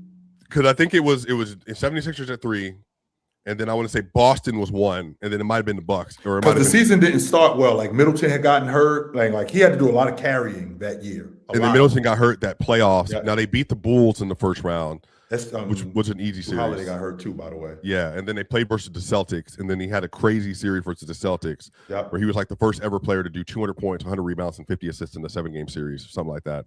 And then 22-23, he was top 3 at MVP. He was spectacular that year. Sure. And then 23-24, he had the injuries with the calf, missed the playoffs. 24-25, injuries, made the playoff, beat in 5 games. And then he had this last year. Yeah, I think wire to wire, though, I think it's clearly Giannis, though, if you're including like the 2020 season to this point, because Shea started peaking in 23, and I'm saying that even at that point, I think Giannis was better than Shea through 23-24, and then I think that's when Shea started taking over, in my opinion, at least. Yeah. Ron, you said there's going to be 2 different questions, right? Who do we think by the end of the decade is going to be the player? Who's a player right now? Right now we're the doing a player right now. Okay, the player right now is probably Jokic. Yeah. By the time the decade ends, I do not believe that's going to be the case. I think he's probably got the first half of the 2020s, but this second half of the 2020s, I think he's going to finish 3rd, because I think Giannis is going to get another ring in Miami. So then I think that's going to happen. No, I mean, yeah, I was just trying to think like when they finish that team 28, 29, they definitely could want to be one of those seasons in there for sure. So and then I think with Giannis winning a ring in one of these seasons, I think then people will have hindsight and then start appreciating the season that Giannis put together in 21, 22, 22, 23, 23, 24. Because Giannis, those seasons when I was up here trying to cape for Giannis is because those were all-time seasons happening and people were just discrediting them for whatever reason. So I don't know. So then I think if he wins a championship, he'll have 2. Well, if any, you would argue that if any of them, then real talk, whichever one of them gets the second one, this like if Jokic gets one, that's exactly where I was going with that. That's why I think Giannis and SGA are going to end up passing Jokic this decade. Because Jokic won't win another one. SGA and Giannis will. He's going to have so many finals appearances and whatnot with that team, and I also think he probably is going to win another MVP or 2, probably. Shea? Shea. So I mean, he got action. I got this year coming up. Wemby, well, and then if Wemby's healthy, and then Wemby like 26. So we got 26, 27, 27, 28, 28, 29, 29, 30. So wait, 26, 27, 20. So that's 5, right? That's a 5, 4. That's 4. 4 more seasons. So there's 4 more seasons. Wemby is going to probably win the MVP here, at least 1. It's all going to depend on his health. Shea can win another one. Jokic could win another one. Giannis, to real talk point, could win another one. Luka could win one. That's also Jason Tatum win one. That Jason Tatum could, but if Luka was able to get like a real like a great situation around him again, right? And Luka won 2 MVPs over the next 4 years, and then won a title. I think there will be a lot of people that will look at like, you know what I mean? That this 8-year period with Luka, like there's an argument for him as well. It's people. He'll be put. Ron, to win 2 in 3 years. You talking about all time? He'll be put. I promise you, he'll have won 2 MVPs in the title in the next 4 years. Yeah, Luka's one of those players where it's a lot of people. 15, definitely. It's a lot of people ready to jump off a cliff for Luka. Yeah, he just doesn't have the MVP or he doesn't have the badges on his resume yet. Yeah. The minute Luka gets something like that, and the thing about Luka is the hype is going to be justified because his level of play is like that. Mm-hmm. So if you just hypothetically speaking, if Luka gets 2 MVPs and the Finals MVP, And he has 2 scoring titles, which also, if he gets another MVP or 2, he'll probably get another scoring title along with that too. So let's just say Luka gets 4 scoring titles, 2 MVPs, finals, 1 ring. Finals MVP. Yep. Come on. Wemby's the most he's like the enigma because I don't know if he's gonna ever have if the next 4 years, I don't know if he has 3 of them. He plays 65 games or not because he doesn't need to. He has the contract he signed is just saying I don't have to do that. So then the first team all NBA is going to be the question. And then I think with Shea's in the most advantageous situation because he has the best regular season supporting cast to win. Plus he's a guard and he's also the youngest of the group because Wemby's younger, but Wemby has the body issues and stuff and the blood clots and everything. Shea is 28. I think he just turned 28. We don't know though, Swiper. Shea. What? I'm already not the most athletic. You lose a little at 27. They say that's around your peak. You lose a little bit, or if he suffers any type of injury, I'm not saying he's not fine. I'm not saying he's not fine. Shea's 28. I'm just saying, but I'm saying if we're gonna talk about Wemby having his issues and not being able to, do all of that, I do got to bring up the fact that Shea's not the most athletic. He has been healthy to a point where 23-24, he did get hurt towards the end of the year.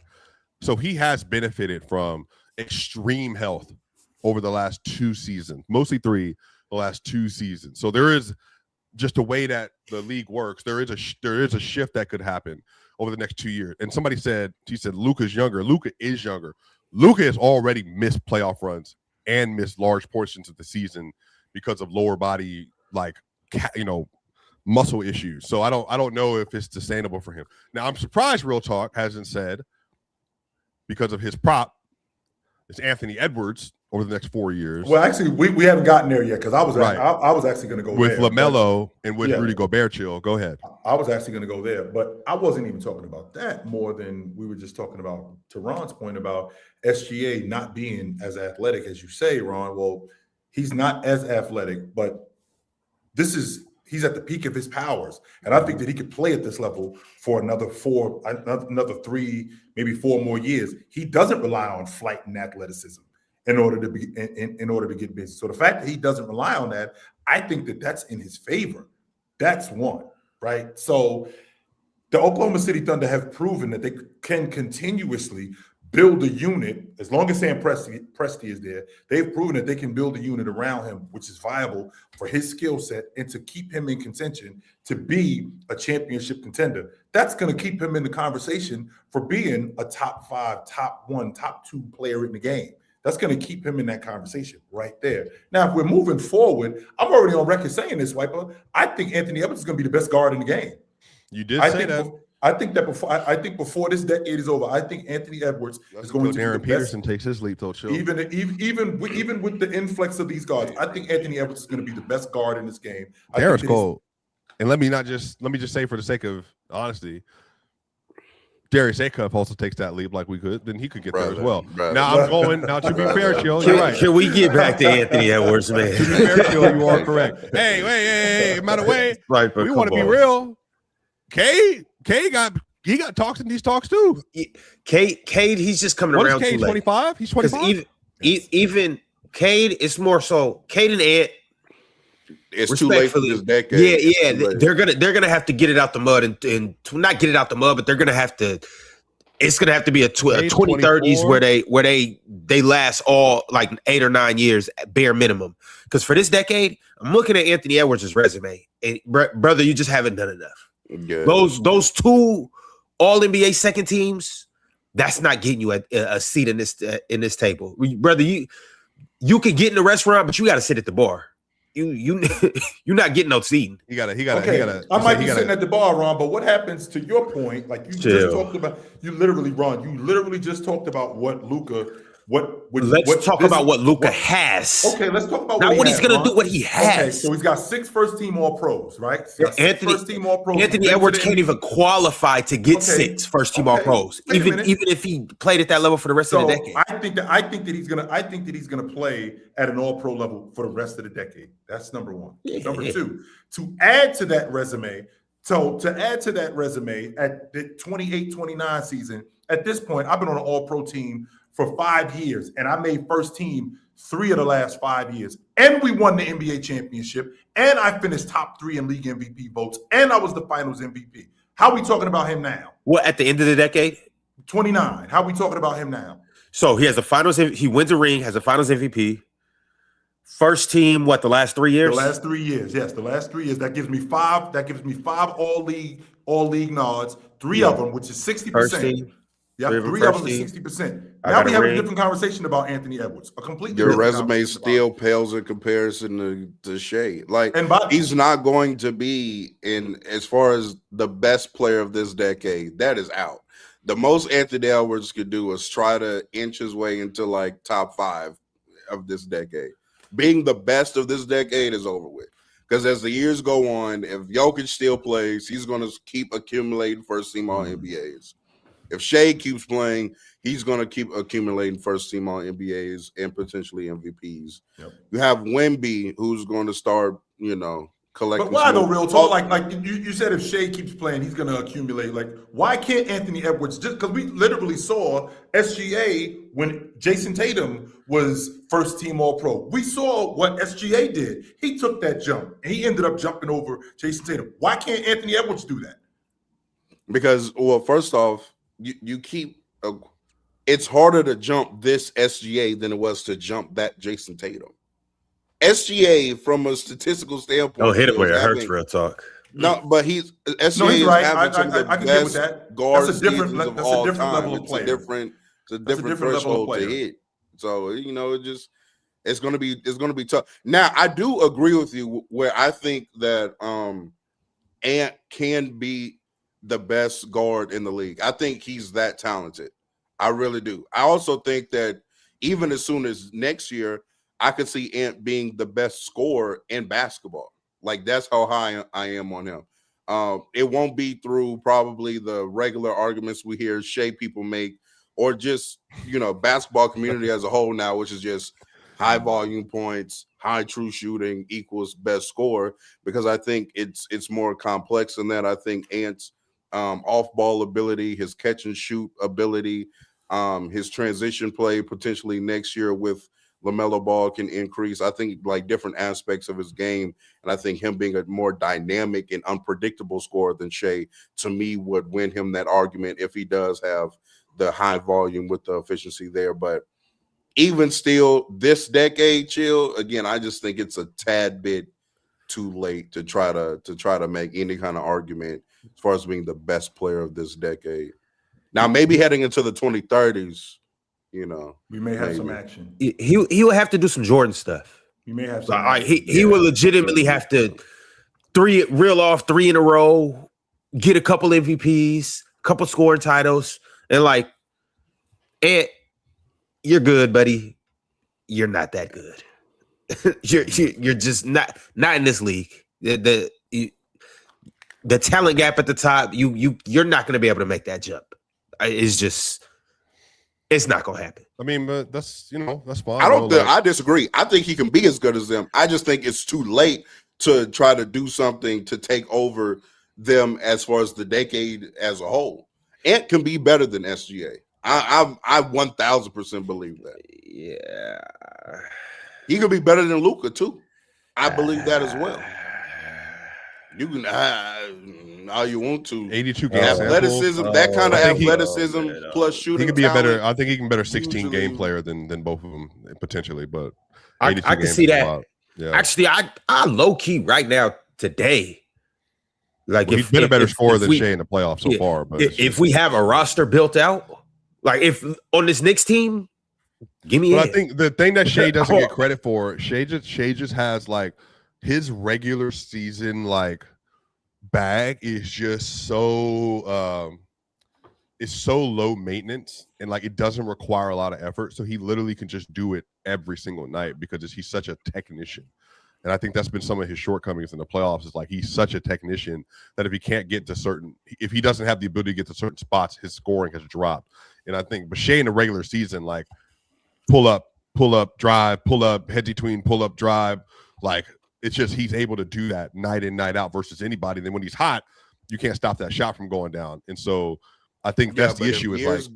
If years go by, Swipe, and I'm comfortably saying that I want Ant in the playoffs, and Ant may not be putting together like SGA level regular seasons, but he's still elite in the regular season. I'm just going to be comfortable saying Ant is a better player than him. I mean, if some of y'all value the regular season to that extent, I don't. I think if you are an elite player, and maybe you're not having all-time regular seasons like some of these other players, but I'm still comfortable taking you in the playoffs over and over and over again, I think you're a better player. Does that mean that Jimmy Butler is high on your list? Heck yeah. No. I love me some Jimmy Butler regular seasons. I love me some Jimmy Butler. I mean, Jimmy Butler was a second-team All-Pro. He was awesome. He was playing at an All-Pro level. Sure that was going on, and then that translated into the postseason where he had all-time great postseasons. But see, what Real Talk's saying is it's still a gap between the players. Yeah, in his regular season play and what the kind of regular season play I'm talking about. In Real Talk, that's my thing with Ant. And I'm not saying that he can't get there, but as of right now, there's a gap between Ant, Luka, SGA, Giannis, whoever you want to put in that top tier group. Ron, who's more likely to get there with Shea and them, Cade or Ant? Cade. You just like his size, versatility, the passing, the defense, everything. I pass better than you. I'm a better defender. I'm bigger than you. Like, just Cade is bigger than you realize, though. He's legitimately 6'6". Yeah, he's huge. That's a big and on top of that, Anthony Edwards made a shooting leap, which helped it just helped him all around and made him, extremely hard to guard. Off the ball, on the ball, all of that. What happens? And yes, this is projecting. What happens when? Yeah, and I'm not even saying Cade gets to Ant's level, but what happens when that pull up three really is? I'm bingo. I'm money. Well, what does that look like? Last year, Cade. So the last 2 years, Cade is taking 5.8 threes a game, and he's shooting 34.9%. But I think the playoffs also showed that like he took 7 attempts this last year, and he made 40% of them. Cade going forward should be taking 7 threes a game in a regular season minimum, just minimum. And it's not that many though. It's not that many. Go ahead, Ron. No, you got it. Well, I'm going to say Cade's shooting in the regular season so he's averaging 18.6 shots per game since but over the last 4 years, he's taking so let me get this out of here. So over the last 4 years, Cade Cunningham is taking 19 shots a game. If he's taking 7 of them, that is a very, very healthy shot diet for a guard. 30, so that'd be like 39, 40% of your shot. How many threes is he taking today? So right now he's taking 5, basically 5.7 over the last. So almost 6 threes, so almost 6 a game. So yeah, I mean, if you take 7 out of 19, that's great. That's good. Like, you want to do that. Jamal, that was Jamal's issue. Jamal wasn't taking threes. And then Jamal started taking threes, and all of a sudden his points per game shot up. And I think that's what it is with Cade. Cade, you're a good enough shooter. Do it. Just do it. The problem that I'm having with this logic, and since we're box score watching, like whenever he's taking 6 threes or more, 1 for 6, 3 for 8, 1 for 7, 1 for 7, 3 for 9, 2 for 6, 2 for 11, 1 for 7. Do I really want him shooting that much at the long ball line? Here's why though, Chill. Shea is the perfect example of this. Shea has taken 5.7 and 4.4 over the last 2 years in the regular season, and Shea in those runs is shooting 37.9 points per game. Shea then, as soon as he gets to the playoffs, in the last 3 years, taking 3.7, 4.9, and 3.9. And he's shooting 43 2 years ago, great. 28 2 years ago, horrible. 30% this year, horrible. So, but you have seen, if Shea can't get to that mid-range, scoring isn't the same. I think you can alleviate issues from yourself if you can take more over the top threes, which is why Anthony Edwards is so good. And Ant's taking 10 of them. That's a lot. A game in a regular season. Good for it, though. But he made 40% through March 2025. and then it fell off a little bit after that. But Ant in the but playoffs, even Ant was taking too many threes last year. Not this past season, but the 2 years, the 24-25 season. To me, he was shooting. Did he lead the league in threes? He Not was shooting attempts, but he made the most threes. Yeah, he was shooting 40% from three. This year, he shot 8.4 at 40%. And then in the playoffs, again, coverage is different, right? It was 8.7 2 years ago, 35%. And this year, he was terrible. 6.3, 31%. But I'm saying that's a good thing. Ant should be taking that many threes because that's one that's going to help you, like, overall open up your game and open up the floor, especially this year. They don't have a backup center they can get out there and play 5 out with, too. And I talked about this yesterday in Locked On NBA. If it's going to be Behringer, they don't have a Julius Randle or a Karl Anthony Towns to play at 5. So they're going to have a block in the middle of the paint at all times this next year, unless they put Jaden at the 5, which is good night. I wouldn't do that. And I'm saying Ant's going to have to do that anyway. And I think that's why Ant's portability is I can drive to the rim and bang on you. I can drive to the rim and do all this and finish, or I can also just hit that little patented little soft step back with the left hand and put him up. And I think that's what's made him such a good playoff scorer at the same time. I don't really think that I wouldn't look at Cade and be like, oh, you need to be shooting X amount of threes. I think he needs to be shooting whatever the defense dictates that he shoots. I agree. I think he should be able to. The ability to do something is one thing. So yes, if he gets to the playoffs and they're in a major drop coverage and pick and roll, I do want him to have the ability to shoot that pull-up 3 out of drop coverage, which is something that he showed us in this last postseason run. But I'm not looking at Cade and be like, oh, you need to be shooting 7-8 threes a game. I think he needs to do whatever the floor of the game dictates. Who's the lowest volume great playoff scorer, 3-point shooter of the guards in the league right now? Probably Shea. It would have to be Shea, right? Yeah, but Shea. But I'm saying, I think that's the part of the issue. It's like I don't think I think he doesn't have the ability to do it, and therefore, like, it changes how people can guard him. But like, for when he does make his threes, though, then that like is changes the outcome of games. And I think like Cade this last year, for instance, versus first round versus Orlando. Now I don't think they would have got out of that round if Franz was there. That wasn't Cade's fault. Right. Cade was going crazy. And then Cade that next round versus the Cleveland Cavaliers. I don't think it was his fault why they lost that series. He didn't play well in game 7, but Jalen Duren was nowhere to be seen. And I think this is why Jalen Brunson, somebody in the comment section, that's why he's so damn good. Jalen Brunson's just going to put him up regardless. And, like, I'm going to make you guard me all the way out. That's because he's got guys to supplement. That's why. No, but even JB without them, though. Like, when JB's just out there with Josh but how many threes is Jalen Brunson shooting in the playoffs? And he shoots a good amount. I'll probably say 7. Yeah, I'll look it up for you right now. 7 sounds about right. Jalen Brunson. Jalen Brunson also got something that, yes, Shea got it a little bit. But, like, I would say on every level, including free throw shooting, Jalen Brunson's probably the most balanced scorer out of all these guards we're talking about. Anthony Edwards, JB became a guy. He's taking 7 a game. Like, that's good. That's a good number. But remember, JB's 3 is to set up the drive. You know what I mean? Right. Like, JB's dream, like, boom, boom, boom, boom, step back. But then as soon as you cheat, I'm gone. And now I'm like, getting to the basket. Go ahead. My question to Swipe is, what are we asking SGA? And since we're on the subject of low volume guys, like, what are we asking? I'm not asking SGA to be a knockdown long ball shooter. I'm not asking him to do that because that's not his game. I'm asking him to be a respectable long ball shooter. That's what I'm asking, which he's added to his game. Jill. But he has been, though, Swiper. He has been a guy. Not in the playoffs. He 100% has been a guy that you have to honor at the long ball line. They're not leaving him wide open. Because that's not about wide open. It's just if I can gap behind you and play off because I know you're not going to take that shot. And even with you, San Antonio was crowding him when he had the ball at the long ball line. San Antonio, brother, I put this. Really, Swiper, the difference between the Jalen Brunson and Ant in 3-point attempts is because they're able and willing to catch and shoot threes more than anything. Shea has the ball a lot. Well, Brunson's a pull-up shooter primarily. To be fair, a lot of his stuff comes off. Yeah, absolutely. But like, so I think really the only difference is like even in the versus San Antonio, Jalen Brunson was willing to shoot a pull-up 3 out of the drop coverage, and Shea really wasn't. But to me, that's maybe 1 attempt a game. And like just to be maybe clear that. here, people saying I'm lying. I'm going to go right to the numbers. I already put this up. Shea in the 7-game series versus the Spurs in the fourth quarter made 0 threes. And I'm saying like none. Made none. He didn't make a 3 in that 7-game series.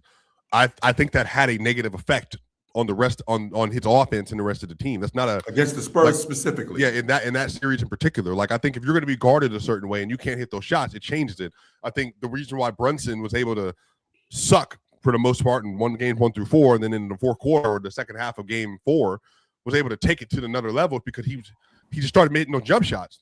Remember he hit that 3 over Wemby, chill, in game 4. He had a bunch of big ass That was a jump shots. that was a That's go what ahead. I'm saying. It's just like boom, boom, boom. And now it's momentum, and now it's changing the way you're covering people. I guess, does that make sense? So it's more so to scramble the defense than anything else. Well, yeah, it makes it.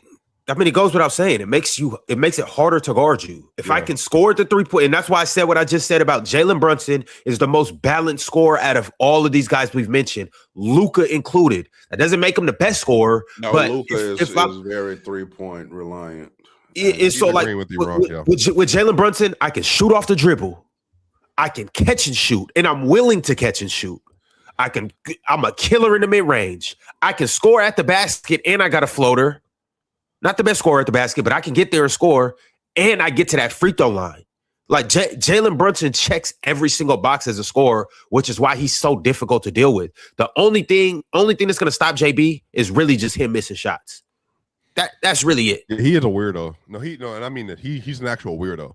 It doesn't. He's 6'1", almost 6 feet. Well, he's really 6 feet tall, and he doesn't have a Brunson just doesn't have a fear factor. Chill. Your guys, the Cleveland game 1. Yep. They're up 22 with 8 minutes left. Brunson had 13 straight points on shots he shouldn't be shooting. And it was great. It was cash. But I just don't. He doesn't have an off switch here though. Like with the later the game goes for Brunson, it's like the more he's expected to do, and the more he rises to the occasion. Because in his brain. Well, go ahead, real talk. What were you going to say? I think the difference. No, I just like some of that though is when we're comparing like these different scores is the environment in which they get to play. Like Shea doesn't get to get guarded by James Harden 1-on-1, and then the team not immediately come double. Immediately going on. That's not happening. But that's what happened in the Knicks game. That Knicks came back because Jalen Brunson hunted James Harden the whole time. Hey, come here. Bring up your man. All right. Pick and roll. Y'all switch. And now Kenny Atkinson, for whatever reason, is sitting there letting Jalen Brunson. But he got to deal with but time out. I got to fix this. I got to fix this. And again, he is the better defender. But I also want to correct this. Real talk. That Nuggets series, the reason why they won game 5 because he hit those threes. But remember, the Nuggets were gapping. But they were playing him one-on-one straight up with help behind, obviously, which is what you do in any great playing the drive, sure. But they didn't want to give up those damn corner threes. Right. So some of this is like Shea also has seen those individual one-on-one. He got it versus the Spurs this last year. He got one-on-one coverage consistently versus the Spurs. It's obviously Stephon Castle against Stephon Castle. I know. I'm not trying to against the Lakers. I know, but what I'm saying is you make a math equation. Like Kenny Atkinson, you can say it's a wrong decision. Kenny Atkinson played the math and said, if we double, Mikhail is swapping us. Like he's killing us from 3. OG is killing us in the corner from 3, and then they got Cat. So it's like, damn, if I help, they got a bunch of shooters. So like, what do I do? But exactly, you're proving my point. When Shea's out there with Lou Dort and Chet Brickham, Lou Dort ain't no damn game. Nobody's guarding these. Lou Dort don't be in the game until they get the heavy gap help. No, real talk. Lou Dort does. Lou Dort's on the bench doing shit. He gets to go up against on the James Harden 1-on-1. Lou Dort is on the bench doing this. Lou Dort is on the bench doing this. It's disgusting. No, it's not. No, I want to hear it. Real talk. It's a big difference. Lou Dort is on the bench handing water to Shea. He is not in the game at the end of these games. Huge difference. That's number one. Number 2, not only does Stephon Castle is a better POA defender than James Harden, he also has Victor damn Wembanyama behind him. So if I go to the basket, Victor's back there too. So it's whoa. Brunson saw it. Brunson saw that. Brunson saw that same thing. Brunson Yeah, had he the same finally got his coverages. game off the last 2 games. No. Game But off, and closed game time one. out, real talk. T-Top. I was going to say the same thing. Shea also didn't get down, but a game and a half versus the Spurs. So did Brunson. The difference was Brunson, that three-point shooting and that pull-up shooting from the three-point line and the drop just made the difference. Because when Brunson got one-on-ones versus Wemby, he was able to do that craft finish. And I'm saying Shea just wasn't able to do the same Did thing. Shea get one-on-ones against Wemby? Yes, Shea got one-on-one. Of course he did. Now he scored on one of them. I remember that one. It was the turnaround on the baseline that he scored on. But like he didn't. Brunson just had, and again, I don't think he was good for most of that series. But Brunson at the end of game one, phenomenal. Into game three or whatever it was, great.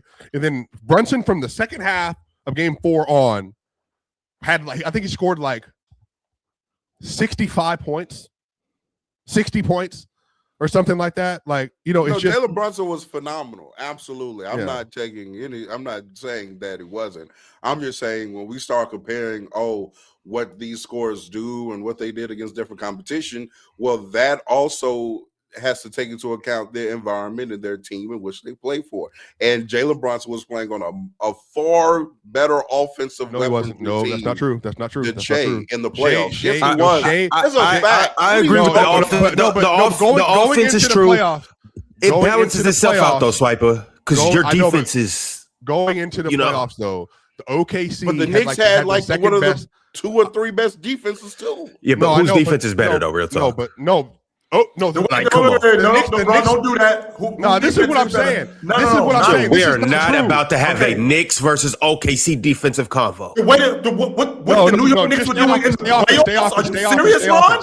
Stay offense. No, because I want to make sure you get this correct. Versus the Lakers, OKC had a great offense, and Shea wasn't good in that series. AJ Mitchell and Chet were phenomenal in the Lakers series. AJ Mitchell didn't play against San Antonio. I know. I'm going. I'm going to keep going. I'm saying that, and then versus the Phoenix Suns, their offense was killer because they played the Suns. Obviously, Shea averaged 37 a game or whatever it was in that series.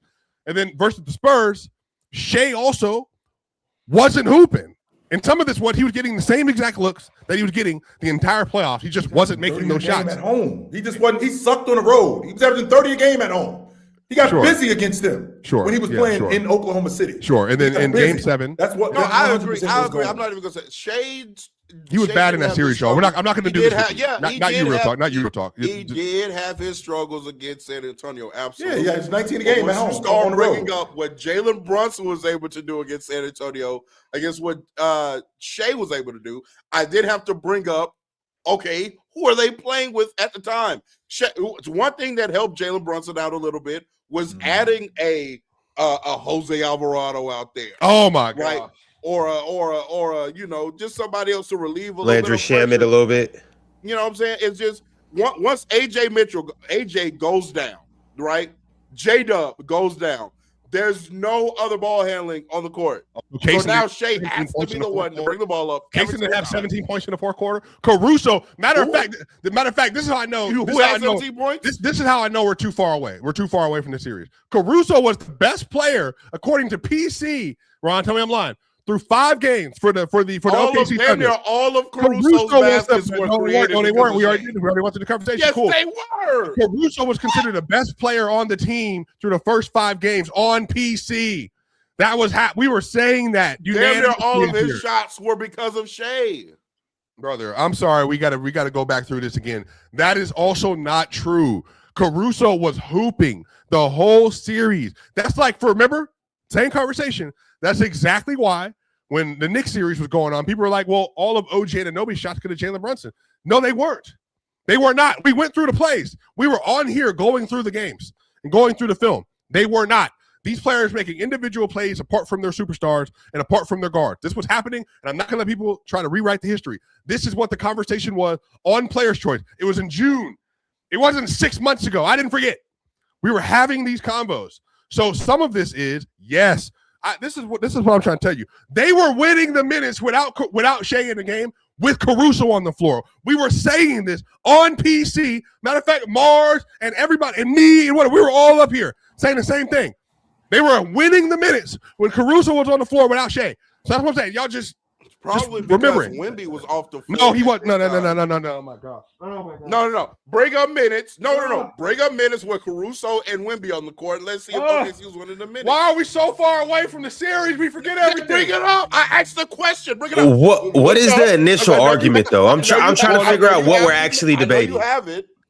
So, because if Caruso is out there dominating the Luke Cornett minutes, I don't give a damn. No. Was he out there getting Wemby? Time out. Shea was not good in the Wemby minutes. What are you talking about? He was horrible. He was getting off in Luke Cornett minutes. Since you want to do that? Since you want to do that? Since you want to do that? Since you want to do that? No name calling. Don't you start name calling. Roast beef over there. Real talk and swiper. I'm about to reel this back in. Bring up them numbers. I'm about to reel this in. Real talk and swiper. All right, Chill. How you doing? Good, sir. Good, sir. I think this is a good debate. Can we get back on track? Can we get back on track? We're actually about to get to the super chats because we've been in here for an hour and 45 minutes. Haven't read a super chat yet. Salute to everybody that's watching right now. Like the video. Jeez. Subscribe. Become a member. And send through these super chats. Talk to us about who you think the greatest player of this decade is. Let us know who you think will be the best player of the decade by 2030. And then also, too, if you have any questions about what's going on in the league or off season, whatever, get that off. But as of right now, I want to shout out Charles' YouTube account. Became a YouTube member twice. Not once, but twice. So shout out Charles' YouTube account. Tupac Westside kicked off the show with a $10 super chat. It said, "Morning, fellas. My pick for best player of the 2020s goes to Giannis. Also, I heard the Mavs been struggling to trade PJ and Gafford for years because of their contracts. It's possible we see PJ in LA." I would love. What they trading for him? Real talk. What they trading for him? PJ Washington. What they trading for him? If they want Dalton, Vando. Oh wait. Say it again. Who? Vando expiring contract. Jared Vanderbilt. Yes, correct. It's got to be the years because he ain't making a lot of money. Real talk. It's got to be the years. He making too much. Who? No, PJ Washington? No. Vando. Oh, you talking about PJ? Vando. Yeah, PJ ain't making a lot of money. He making good amount of money. Like he's making a good amount of money, like that. Like 20. I don't think he make more than 25. No, he ain't making 25, but he making a good amount. It's 4 years, 88 million. It's $22 million. Yeah, that's a lot of money. That's a movable deal. Who do I want back from the Lakers for that? That's the Vando, Dalton Connect, and a draft pick. Hey, chill. Let me repeat this for you: syphilis, gonorrhea. That's crazy. That's about it. You ain't walking away with nothing. And the clap. And the clap. Hey, real talk. You trying to hand out STIs? That's what you saying? Yeah. All right. On that note, we're going to move on to the Jonathan Frazier super chat. Shout out Jonathan Frazier, man. He always pulling up to the members only streams, always active in the regular streams, always active across social medias. My man Boston Frazier sent through $9.99. He know why I call him Boston. He said, "I badly need a Fever Lynx playoff series, bro. That was one of the best guard battles I've ever seen. Absolutely insane hoops from Kelsey, Olivia, Courtney, and CeCe. Also, Ron, the show starts at 11, not 11:05. Show starts at 11. I thought it started at 8. To be clear, too, real talk, and I'm pretty sure I'm not the only one who saw this, but they did everything that they could to keep. They did everything that they could to keep Caitlin Clark away from Olivia Miles. They was doing everything that they could to keep her away from her. Too bad she was also getting her ass fried by Courtney Wood. That's the goddamn problem. Okay, we could absorb that, but you stay away from her though. You keep the hell away from her. Like Courtney, I've always been a big Courtney Williams fan. She got a money mid-range game. You already know how she really do. She is gonna run to that midi and especially that stop and pop game. That shit is cash. I love that about her. The Lynx got a squad though.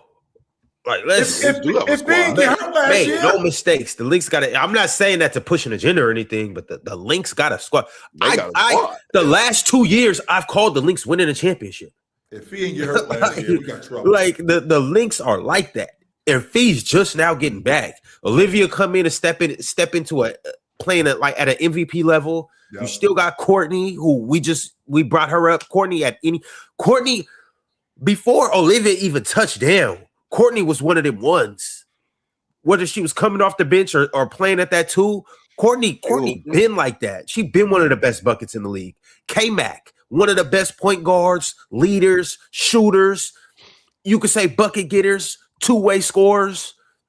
She like that. That's WNBA Klay Thompson. A little more though, because she on ball, she's a little better than Klay. Mm-hmm. So like they got a squad, and then obviously Nafisa, and then you got the other players that are over there. The Lynx aren't nothing to play around with. And to my man Frazier super chat, I need that series.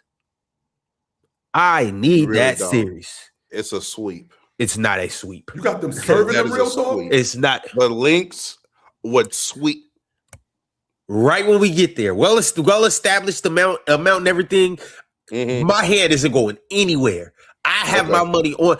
We got the best big three. Are you picking them to win? Are you picking the Fever to win? Yes, the championship. Yes, not the series. Please. The championship. Please. Not the series. The championship. Please, that's gonna be at least 100. And really, put some Jack on that, I'm tired of sparing you with these amounts. 3. I've been sparing you. Put some Jack on that, Ron. This many. Bad. So we can do 100 a game. All of my bets are made in you read the fine print. Injuries, if Olivia Miles, Fee and them go down, I ain't talking about that. I'm cool. And just like with you, if Caitlin and them, Caitlin good to Aaliyah Boston. Statistically, they're better when Caitlin doesn't play. But even then, if Caitlin goes down, Kelsey, you guys be so nasty with they're better with. That's just like when who's that in the league that people be trying to say their team is better without him? Who's the player in the NBA? Jaylen Brown. Oh, I forgot. I had to hear that all last year. Yeah. Actually, hey, facts. Jason Tatum too, by the way. All right. The next super chat that I have is from. Before we get there, shout out to Chief Maine, becoming a YouTube member. Shout out to Chief Maine. Also, shout out to Jesse Gabriel. 7404. Shout out to Jesse. Appreciate you for joining up. Hope you guys are enjoying the episode, and I hope you guys have liked the video as well. The next super chat I got is from Lil Ox Media. Lil Lamb Media sent through $9.99, and the Little Lamb said, "This is only between Joker, Giannis, Jason Tatum, Luka, Steph, KD, Jimmy Buckets, and Jaylen Brown. Kawhi and Embiid didn't play enough. As great as they are today, SGA and Wemby don't belong here." Yeah, Ox, you a damn fool talking about SGA don't belong in these conversations right now. That's just crazy. Wemby, I get. SGA's been great since 23. 25, 26. And he has 2 MVPs and a chip. He's absolutely in this. 4 All-NBAs, first-team All-NBAs. First-team All-NBAs. Come on, man. And at the rate he's going, which I know we're talking, he said today, so. Even today, with those accomplishments, he's there. Yeah. No, I mean, I got Shea number 2, but actually, I think I spoke too soon after thinking about it. I do got Giannis. The DPOI, the MVP, 6 first-team All-NBAs. Yeah, I got Giannis.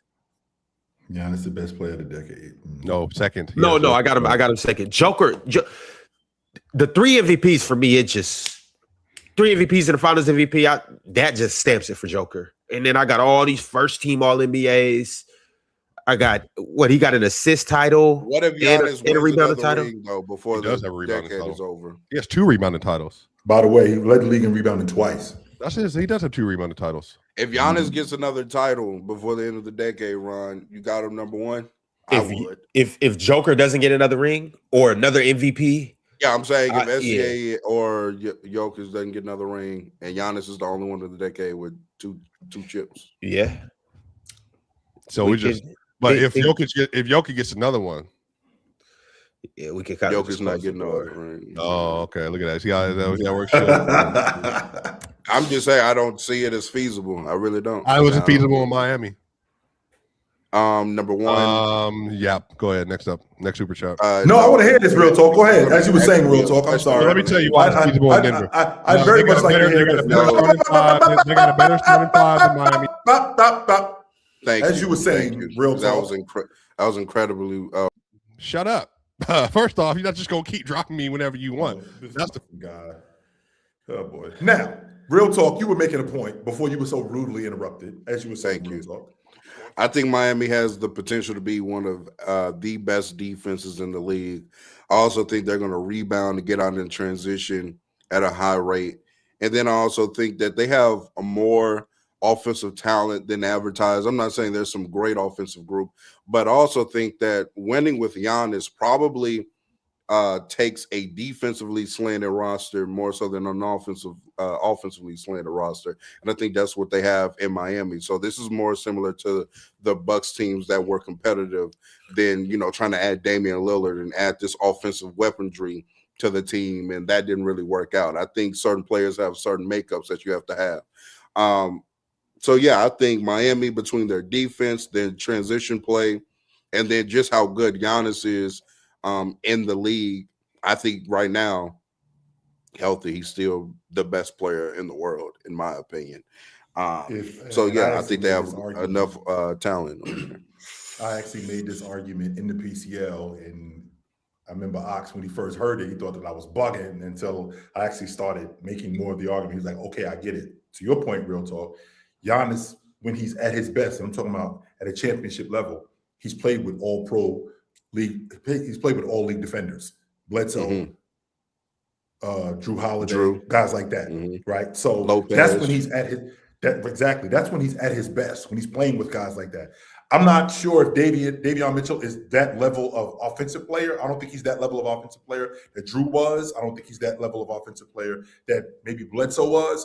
But I do think that defensively, I think that he will compete probably a step below all league defense, which is still really damn good, which is going to have this Miami Heat team playing a lot faster. And we all know if Giannis isn't the best transition player in the game, he too.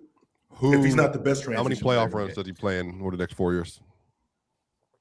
To be honest with you, I'm glad you brought this up. I'm gonna say 2. 2 of the next 4 years. That's as far as I'm gonna go. I'm not going past 2.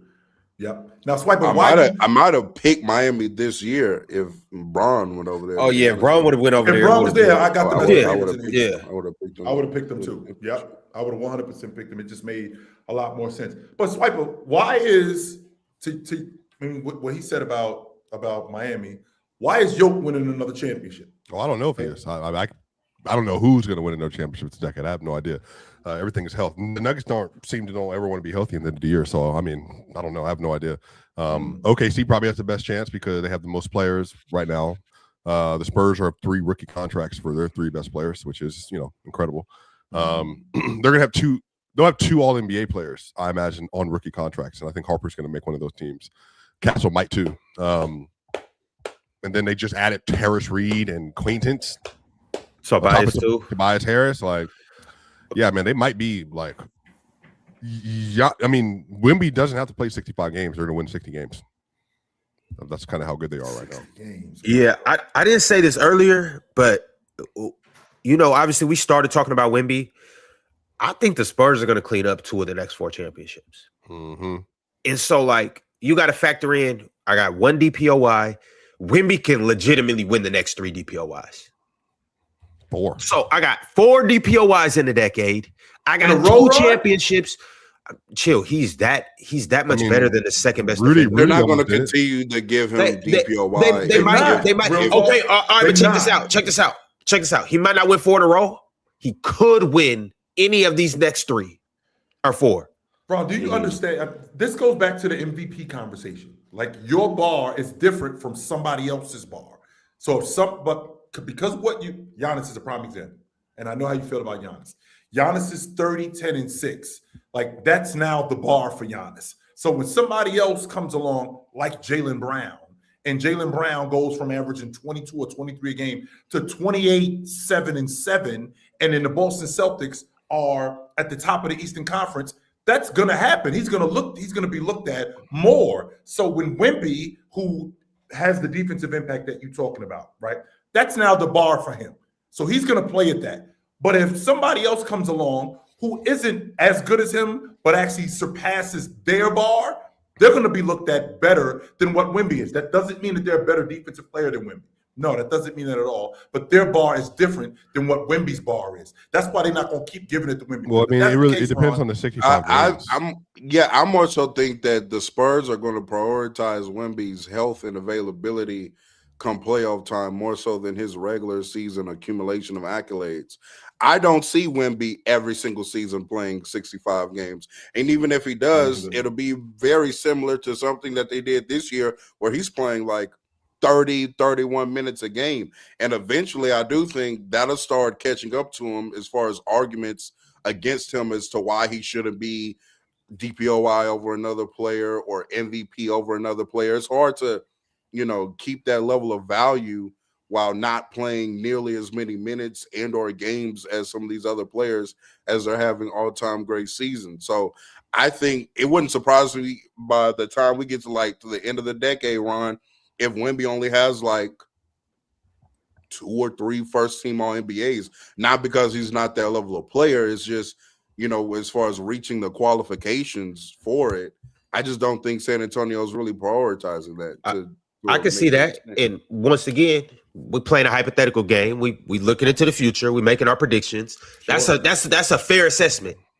I also could see in a world where Wemby's good moving forward. Because for the most part this season, he was good. He was healthy. We didn't have any health scares or any big health scares. I can see Wemby playing 65 games for the next 3 seasons, seeing that I'm 23, 24, 25, 26. Also, if he does play the 65 games, and once again, Wemby has shown us I can play 30 minutes a game. And in my 30 minutes, my 25, 26, and 11, 12, 13 with 5 blocks, that's more than enough to not only be first team All-NBA, I'm going to clean up a first team all defense and probably get the DPOY. I'm going to be the favorite to win the DPOY if I play 65 and 30 minutes a night. And on top of that, I'm at an MVP level. And when you take it a step further, when we get to the playoffs, because I also got dogs with me. Yeah, I am who I am, but I also got dogs with me. And we are probably going to be the favorite to win a championship. But that might be the problem too. Like when you talk about having dogs with you, I think Stephon Castle is going to make the All-League defensive team this season. I think he's going to be that good as an All-League defender. Now, I think that's going to be a direct effect of what Wemby's done, but I don't want it to take away from how good he is as a defender.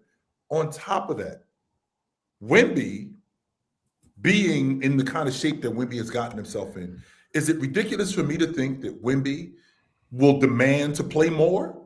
Because he strikes me as that type of dude where he doesn't like to sit. And I know that to your point, real talk, that the San Antonio Spurs are going to do everything that they can to manage his minutes, to make sure that they keep him as healthy as possible. So they might not allow him to play 10 straight games. But is he going to be? He strikes me as one of those guys who won't allow himself to just be phased out of the lineup. Even though it is San Antonio and they're notorious for that, he won't be allowed to be phased out of the lineup in that aspect just to preserve me for the playoffs. If I'm healthy, I want to play. And I think that he'll voice that. I mean, 30 minutes, 30 to 32 minutes a game is probably going to be the range that they probably want to keep him at. And again, I mean, look, man, I know we want to live in fantasy land. The reality of the situation is that's a 7'6" human being. Okay, that's true. There's a lot of margin for error when it comes to Victor Wembanyama.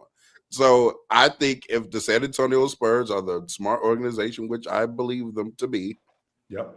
Hey man, as long as we win in these regular season games and getting home court advantage for the playoffs, that is the priority. Not making sure Wemby plays 35 minutes a game so he can win MVP. I'm sure that as the season wanes and you get towards the end of the season, they'll probably start to mark his minutes up so he can get more familiar with playing high minutes towards playoff time. Right. But I just don't see. I really don't see them for any particular reason, especially if they're winning, having him play 35 plus minutes a game. I just don't see it happening. Also, I wanted to pose y'all with this question because I see that he's kind of the most recent picture of Wemby. Everybody's kind of getting excited because he looks a little bit stronger. Looks like he's added some more weight to him. What athlete do y'all know picks up weight and their conditioning and endurance gets better? Because that's also something that he's lacked. So they put on weight, but they start to run faster and jump higher. That's actually the idea. That conditioning, like, so longevity. Giannis will be the answer for me. Yeah, but also too, like, we don't see this a lot in the NBA because a lot of players develop throughout college. Like, you'll see, and Swiper knows this, like, especially in football.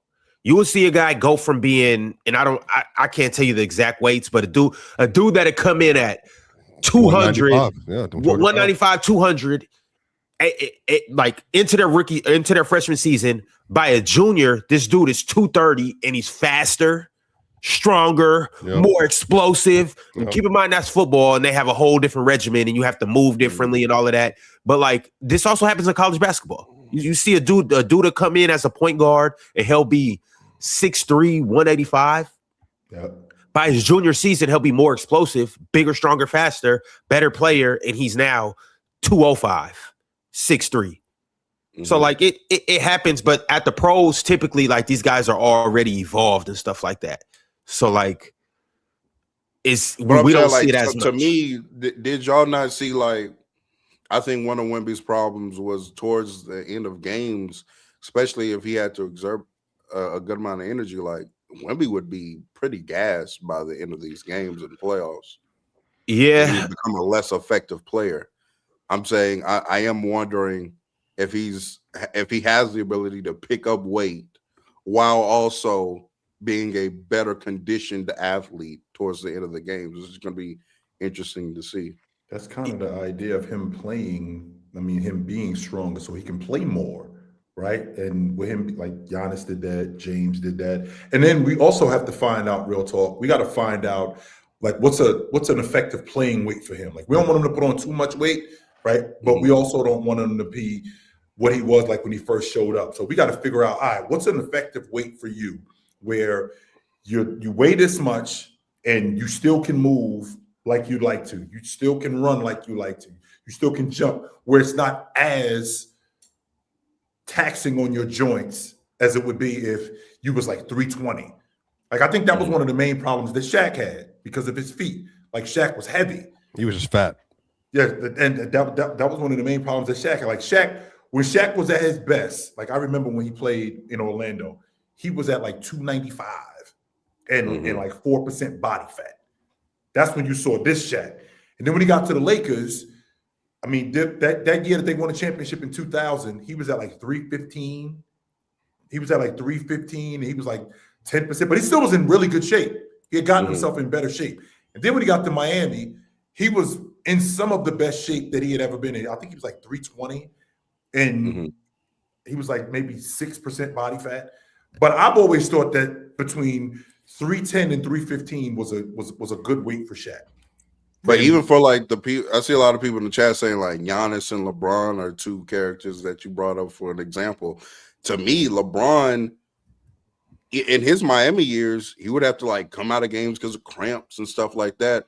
I think to me, that's more so like second stint Cleveland when he probably shed about like 5-10 pounds, and that's when he was able to kind of really play 45 minutes in a playoff game, 44 minutes in a playoff game consistently with the high, a good enough motor. Also, like a Giannis to me, one of the critiques of him is like, Giannis has to sit down regularly. It's not like Giannis is this. He's out there playing 40 minutes a game. They're bigs, though, real talk. Even LeBron. What the hell is Wemby? No, that's the point I'm making, though. Like, bigs are going to get tired. Like, you expect your big to get gassed out. Other guys like Embiid and Jokic, when we saw them improve their conditioning, what did they do? They dropped weight. I'm saying he has a task. It's completely different. I'm saying they he has a weren't unique bean task. He has, poles. I know, Right. but what I'm saying is he has a unique task in trying to up weight while also up conditioning and stamina. Those two things usually one goes down for the other one to go up. He's trying to raise both of them simultaneously. I just don't think there's too many examples of that. Nah, I hear what you're saying. I do think some added strength, not necessarily weight, but strength, which I know they kind of go hand in hand, but added strength is actually going to make it easier for him. Because a lot of the times, like bigs like that get tired on the court is because they're down there wrestling and rumbling with somebody. Like, in case you don't know, one of the most like tiring things that you could do is to wrestle or fight with somebody. That's why wrestlers and fighters have to be in such good shape, especially wrestlers. So like with Wemby being able to hold people off because he's stronger, or being able to take bumps and bruises and stuff like that, that's actually going to make it easier for him to be out why there. he sucked in the fourth quarter versus the Knicks. He was getting bullied by Cat. Yeah, and so like if you out there trying to fight for rebounds and you have to put all your effort and all your strength and all your might into it, as opposed to if you're just strong and you can just hold somebody off easily, that's going to allow you to be able to, stay in the game longer. It's going to be able to help your stamina and all of that good stuff. But we'll just have to see, because Wemby got to get stronger. It's not just, He's he also can't just get a really little young stronger. too. Yeah, he's just a baby. Just gonna take time for him to get that man strength in him. All right, though. Worldwide Mace Television sent through $9.99. My man Mace, shout out Mace. He was on a couple Fridays ago. Mace said, "Chill. This is that horse shit I'm talking about. If he wore another uniform, the tone on him would be so different. Swiper a Boston hater. You have an agenda against Gonzo and Tatum." Where should Tatum rank, Boston fans? Because everybody else had him outside the top 5, including me. So where do you think he should rank? Because Taylor's in the chat, Goblin, saying that Tatum should be like 1 or 2. And I'm like, okay, well, says you, I guess. I don't know. I don't know who else agrees with that outside of people from Boston. I don't even think Bill Simmons, your godfather, will agree with that. But shout out to y'all. Taylor, you have him. Where do you have him? I don't think he's top 5. Sheila didn't think he's top 5 either. Neither does Real Talk. So I don't tell you. Or top 4. I had him 5th due to availability. Yeah, top 4. Availability, right. You have top 2. So you're telling me, watch this, Taylor. So it's Giannis and Tatum, or Tatum and Giannis is what you're saying, Taylor. I'm pretty sure that's what you're going to tell me. And then Gonzo, brother, Gonzo's not the best. He's not the best corner in football. I don't know. That's hate to say that he's not the best corner in football. He ain't better than Spoon. I know that. Spoon didn't even make the NFL top 100. You see that? And you paid attention to that list? Yeah, of course. I didn't know that list existed. So yeah, he's not even top 100 somehow. First team All Pro. Yeah, man. Look at Taylor clapping Giannis then Tatum. Yeah. Who is that the player list you talking about when they do? Yeah. It's been. The NBA needs to do that, by the way. The NBA needs to do that every year, like the NFL. You would not like those results, though. The top 100. Yeah, because they asked the players at All-Star game, and the players will answer that sometime. I think they last got asked in 2024. I remember 20. I'm sure, like, I don't know when they would do it again. Maybe All-Star they could do like a. We in a whole nother year now. If you think that Jokic is dominating those kind of convos in 2026, when they got that big 7, I think now probably that big 7'6" alien probably wins that argument now. Want to find out? Yep. I'll ask the players and I'll tell you what they say. How about that? I don't trust you. You're not a reliable source. I have more sources than you do. Let's get to the bottom of that. I don't care about that. I'm saying not because you have sources. Well, how would I lie? How could I lie about asking a direct question? You would lie. I would say, who do you think? You're a liar. Who do you think the best You're a liar. player? You're a liar. Who do you think the best player in the NBA is? You think I can manipulate that question? Swiper, you get paid directly from the Denver Nuggets. No, I don't. Why would I get paid by trust Denver you? I don't get paid by Denver Nuggets at all. Objective. Well, you on the Denver Nuggets payroll? No, I wish. You know how much I would be way richer if I was. He's on the Serbian payroll. The Cronkies don't enjoy me. I don't think all that much. So I don't know if they would have me on the payroll. Number one. Number two, have you heard the stuff I say, Real Talk? You think the KSE wants to hire me?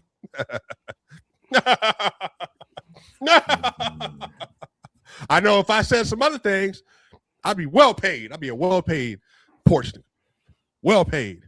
Cleaning up. Cleaning up. If I said, yeah, you know what, Frank, you're right, I'd make a lot of money. I'll tell you that right now. Shout stuff.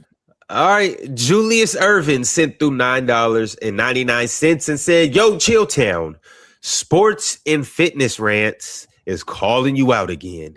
He wants to pull up and debate you, and he called you out too, real talk. Y'all gonna take the challenge or y'all scared? Ron, set it up.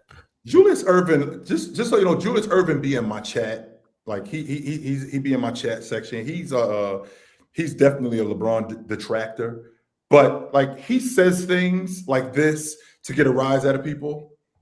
How long have we been here?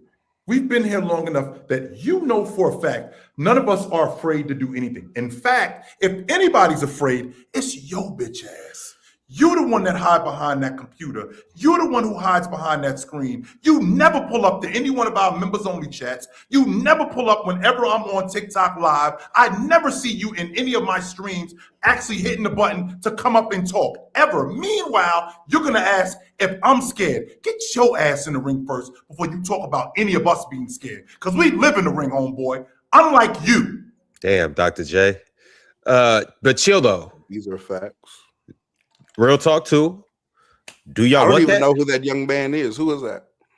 Do y'all want that? He said Sports and Fitness. Who's Bring that? it. YouTube channel? Who is that? Yeah, I don't. Sports and whatever his name is. What is he calling me out on? Sports and what is Fitness the Rants. subject matter? Is it on YouTube? Let me look. He just calling out Because your if he wants basketball to, I have mind. to know because I want to know because is this like are we arguing something that I've like opened? It's about James. That's all it's about. It ain't about nothing else but James. Oh, is he I'm a looking at LeBron it right hater? now. Real Yeah, talk. that's He got a Yeah, he video. a goofy. There's a video up of you right now. Right now, it show you and your big old head inside of a hat, going like this. When you said Michael Jordan played against trash competition, there's a video up of you with 550 views, L motion, and it's talking about. Yeah, that don't got nothing to do with anything. That don't got nothing to do with anything. He might have been cooking in the video. It's your Michael Jordan video. I'm like, is this the person? Chill, older black male. Yeah. This is a 33-minute video. Yeah. A 33-minute video. Yeah, he was fine for 33. No breaks either. 33 minutes, no breaks. No slides, no nothing, just straight talking in real form. That's work. I already know what I already know. You mean to tell me so he ain't had no position comp? What about Gary Payton? DPOY. What about Joe Dumont? What about Isaiah Thomas? Huh? You had to put Moncrief. You are disgusting, bro. You know, You really are. No, look, but hey, shout out doing 33 minutes straight through, no ad breaks, no other person. That's work. So shout out to you for doing that work. Everybody can do that. Time you ain't saying nothing. You could talk for 30 minutes and not say nothing. So we clear. That is a fact as well. You could talk for 30 minutes and not say a damn thing. Yeah, real talk. Be calling her, Not be like, nothing. "Yeah, Shawty, you gonna come over?" Hour begging. She don't come. She don't pull up nowhere. This is false. False advertising, actually. You know what I'm saying? I'm good. Hey, if we're on the phone for an hour, you best believe something happened. You best believe that. Hey, how much you pay? 99 cents for that phone call? Hey, it's crazy. All right, Kai's World 3 sent through $4.99. 1-800 hot cheeks. It says Shea averaged 34 on 67 true shooting percentage versus Phoenix. Chill. What are you talking about? Yeah, he didn't. He got busy in that series. He didn't get busy initially, but then as the series went on, he got busy. Yeah, and I think it was that last game where he had 42 or something like that. Yeah, I think it was something like that. We had 42. Real talk. Who's that love person? He ended up getting busy. So yeah, it's directed at you. Mm-hmm. I don't even know what you're talking about, but chill. He did start getting busy after Jordan Goodwin got hurt, who was his primary in the first game. And shut the door on him too. By the way, shut him down. Slow, definitely. I'm not. Shut him down is a harsh word. You start bringing up facts. Slowed him down.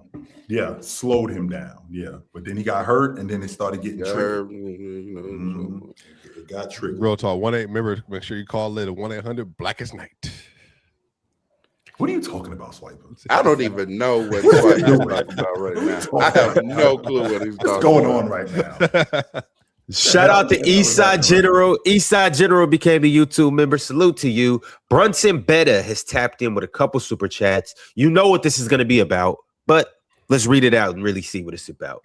Brunson Betta sent through $5 and said, Brunson, the most dominant player in the playoffs in the 2020s. Most points and wins last 4 years. Easily most clutch, 0 bad scoring series, 33 points per game in the finals, and going back to back. Shout out Brunson. If they go back to back, that'll be very impressive. Very much so. Yes, it would be. If they do that, if they go back to back, especially without Mitchell Robinson. But they did pick up. Did they pick up? Was it Musa? Who? No, they got Andre Drummond. Yeah, they got Andre Drummond. Yes. Oh, they got Drummond. Yeah, they got Andre Drummond. One of the Which best I like, by the ever. way. Actually, He's like not that as good as position. Mitchell Robinson, but you know. Hey, if this was a playoff thing, though, just like greatest. That's where you and I are at a divide. I think Mitchell Robinson, he could give you minutes, like stretch minutes for like 5 or 6 minutes, and then he runs out of gas. One, Andre Drummond can't shoot free throws like Mitchell Robinson, but he actually has a respectable jump shot that you have to honor. Like he can knock. I mean, down Andre's a jump better shot. free throw shooter than Mitchell Robinson for sure. Mitchell Robinson is arguably the worst free throw shooter ever. But Andre Drummond is awful. Yeah, Andre Drummond is awful, but he can actually knock down an open shot. In addition to him being able to knock down an open shot, I think for the minutes that he plays, in terms of being a rebounder, I think he's ridiculously effective. I think they got to steal with Andre Drummond for like $2 or $3 million. I think that they got to steal with him. Yeah, but Mitchell Robinson was like one of the best rim protectors in the league. Great, a really good lob threat as well. Yeah. Also had better feet on the perimeter guarding out there than people give him credit for. They thought he did a solid job on Wemby in the finals alongside Cat. I don't know. I just feel like Mitchell Robinson at this point is a better player. We gonna find out because I think they got to steal from him. To that super chats point, though, if we're doing like this whole episode and we're just talking about playoffs, Brunson top 5. Yeah. Well, we've already actually had this conversation that is everybody better than Jalen Brunson until it's time to be better than him. Oh man, that gimmick. That's not a gimmick. That's going on. Everybody better than him until it's time to be better than him. And did we make an? Go ahead, Joe. My fault. Just really quickly, real talk. Swiper, you and I actually had this. He's great. You and I actually had this conversation. Swiper, has SGA over the last 2 years been better than Brunson in the playoffs? Hell no. No, because I said this already before the playoffs started. I said Ant, and they called me y'all just getting off the hate on SGA. I just think Brunson's great player. Yeah, great player. Has he been better? Has Ant been better than him in the playoffs over the last 2 years? I don't know. What do you mean you don't know, Swiper? That's a very direct question. You've seen Anthony Edwards. In fact, you as a Denver Nuggets guy, you had a bird's eye view of Anthony Edwards. Has he been better than Jalen Brunson in the playoffs over the last 2 years? Yes or no? Oh, Ant better than Jalen Brunson? No. Anthony Edwards. So Anthony Edwards has not been better than Jalen Brunson. SGA has not been better than has not been better than Jalen Brunson. We already talked about SGA, right? So what about how about Luka? Has Luka been better than Brunson? Luka the last 2 years, yeah, for sure. Has Luka been better than Jalen Brunson in the playoffs? No, not the last 2 years. Not maybe not the last 3 years. Ron, I don't know, man. It sounds like, and to win the NBA championship, this sounds like a top 5 guard in the league. Maybe that's what this sounds like to me. That 76ers series that Brunson had was crazy, y'all. I'm not gonna lie to y'all. Like I was busy. Which one? This year or the one a couple years ago? The one from 23. That 4. The 23-24. Right. Yeah. Did you forget Minnesota? Luka? No. He did. But remember, he had the Clipper series, the Thunder series. I thought he was like okay in the Clipper series. He was good in the Thunder series, really good in the Minnesota Timberwolves series. But that 76er series from Brunson was just and y'all. I'm gonna end this conversation because we're gonna be having an episode on this very soon. Sure. The most clutchest players when it matters the most in the league. How are we ranking them? When everything's on the line or just in the biggest moments and stuff like that. We are going to have that episode real soon because like we always talk about who's the better players and this, that, and the third, but who really can we bank on when the money's on the line? When everything's on the line. What'd you say? Over the 2020s? No, just like currently today. Sure. Mm-hmm. All right, I take no Kobe slander. Sent through $4.99 and said, "Yo, real talk. You see our boy Luka? Skinny Luka is back." Uh-oh. He was skinny last year. I don't understand. He was. In fact, he was in some of the best shape he had ever been in his good life. shape last year. But I did see the picture that you're referring to, and yes, he does look. He looks healthy. He looks in shape. He looks ready to go. He's grown the hair out a little bit. We're getting long hair, Luka. Potentially means we're getting a headband, Luka. Okay, so that means probably about 37, 9, and 12, something ridiculous like that. Didn't we see and long hair to not win MVP? It is what it is. Didn't we see long hair Dirk? And didn't Dirk win the league MVP? You know what that was. If Luka could ever average 12 assists a game, long hair Steve Nash. Why does he have to do that, Swiper? Why do I have to do that? 12. He said 12. I was saying 12. But the question is, I gassed it because we don't get to get 4 dribble handoff assists a game. Somehow we have to actually create. Facts. Or you could also just make above 70 passes a game, which he also doesn't. You could also do that too. or like I said, or we can put him at the or we can put him at the top of the key and say, "Hey, Austin, run off Luka fast and then pull up." He runs plenty of DHOs, by the way. He runs a lot of DHOs. Who runs a lot of DHOs? Problem is he's slow. And he can't run. Who runs a lot of DHOs? Well. And then on top of that, who runs a lot of DHOs? Also, just so you know, are you talking about? 6 rim assists a game. 6 rim assists a game. 6 rim assists a game. Led the NBA, by the way. Just so you know, there's no center in the paint. But why am I? Don't talk. You shouldn't be worried about that. You need to be worried about somebody else as the passer. You leave that conversation alone. You need to talk about Trae Young. Talk about Trae Young or something like that. Those are similar passing styles. Can they both throw the on-ball alley-oop throwers and all that other stuff? Yeah, man. Yeah, that's who he needs to be talking to. Yeah, Trae has to look to pass more because he can't put ball in bucket like we do. And when Luka doesn't do that, you're gonna be up here. Luka, I can't believe this is. All right, y'all. Voice Century sent through $5. It said, "No, the F. Embiid was not the rightful winner of that MVP. We are not rewriting history here. Real talk. That is known as the Here Damn Award. Oh, here that is known as the Here Nigga Damn Award. Also, F. Birkins. That is not known as that. Well, only for Jokic fans it's known as that. But it's pretty well known around the league. But for Jokic fans, it is. No, in general, that year is crazy. So are you going to let me finish the sentence, or are you just going to keep interrupting? No, don't correct me when I'm done talking. Again, you're rude and disrespectful as usual, and that's why I'm correcting you when you're wrong. Ass. No, you're not going to exactly when I'm done with the sentence. So again, for Jokic fans, yes, it's a Here Nigga Damn Award. First off, I don't know if you're white talking about a Here Nigga Damn Award, so that's number one. Number two, Embiid was a rightful winner in 2023. You let people say that. I let people that wear helmets and drool and clad say that because I don't want to be seen as an ableist. So, hey, it is what it is. Look, hey, Embiid should have won the award in 23. That's all I'm saying. He should have. Just so you know, Chill, Jokic in the straw poll received 77 first place votes in the beginning of March, and they complained about it. Like the actual voters, like Bond Sims, complained about it. Jokic had a 7-game lead in the first place in the West. And he was the like a minus 2,000 betting favorite to win the award. And then on the other side of that, Kendrick Perkins made the white boy comments. That's next correct. week, next week, the odds were at 50-50. Just so people remember the timeline on that. I think it's ridiculous to mention like we just giving it to you like hair. Like he wasn't 33-10 and almost 2 blocks. Yeah, what I'm saying, Jill, it was like, very clearly Jokic that year. Why are we talking about obvious. Joel Embiid like he was just okay that good? Because like, he was the first. Jokic was having a one. What's going on? Never before seen seasons. On all-time efficiency. I'm not done. Wait, I'm not done. Let me talk. Most efficient 20 point per game season ever. He averaged 25, 12, and 10 on 70 true shooting and led the best offense of all time.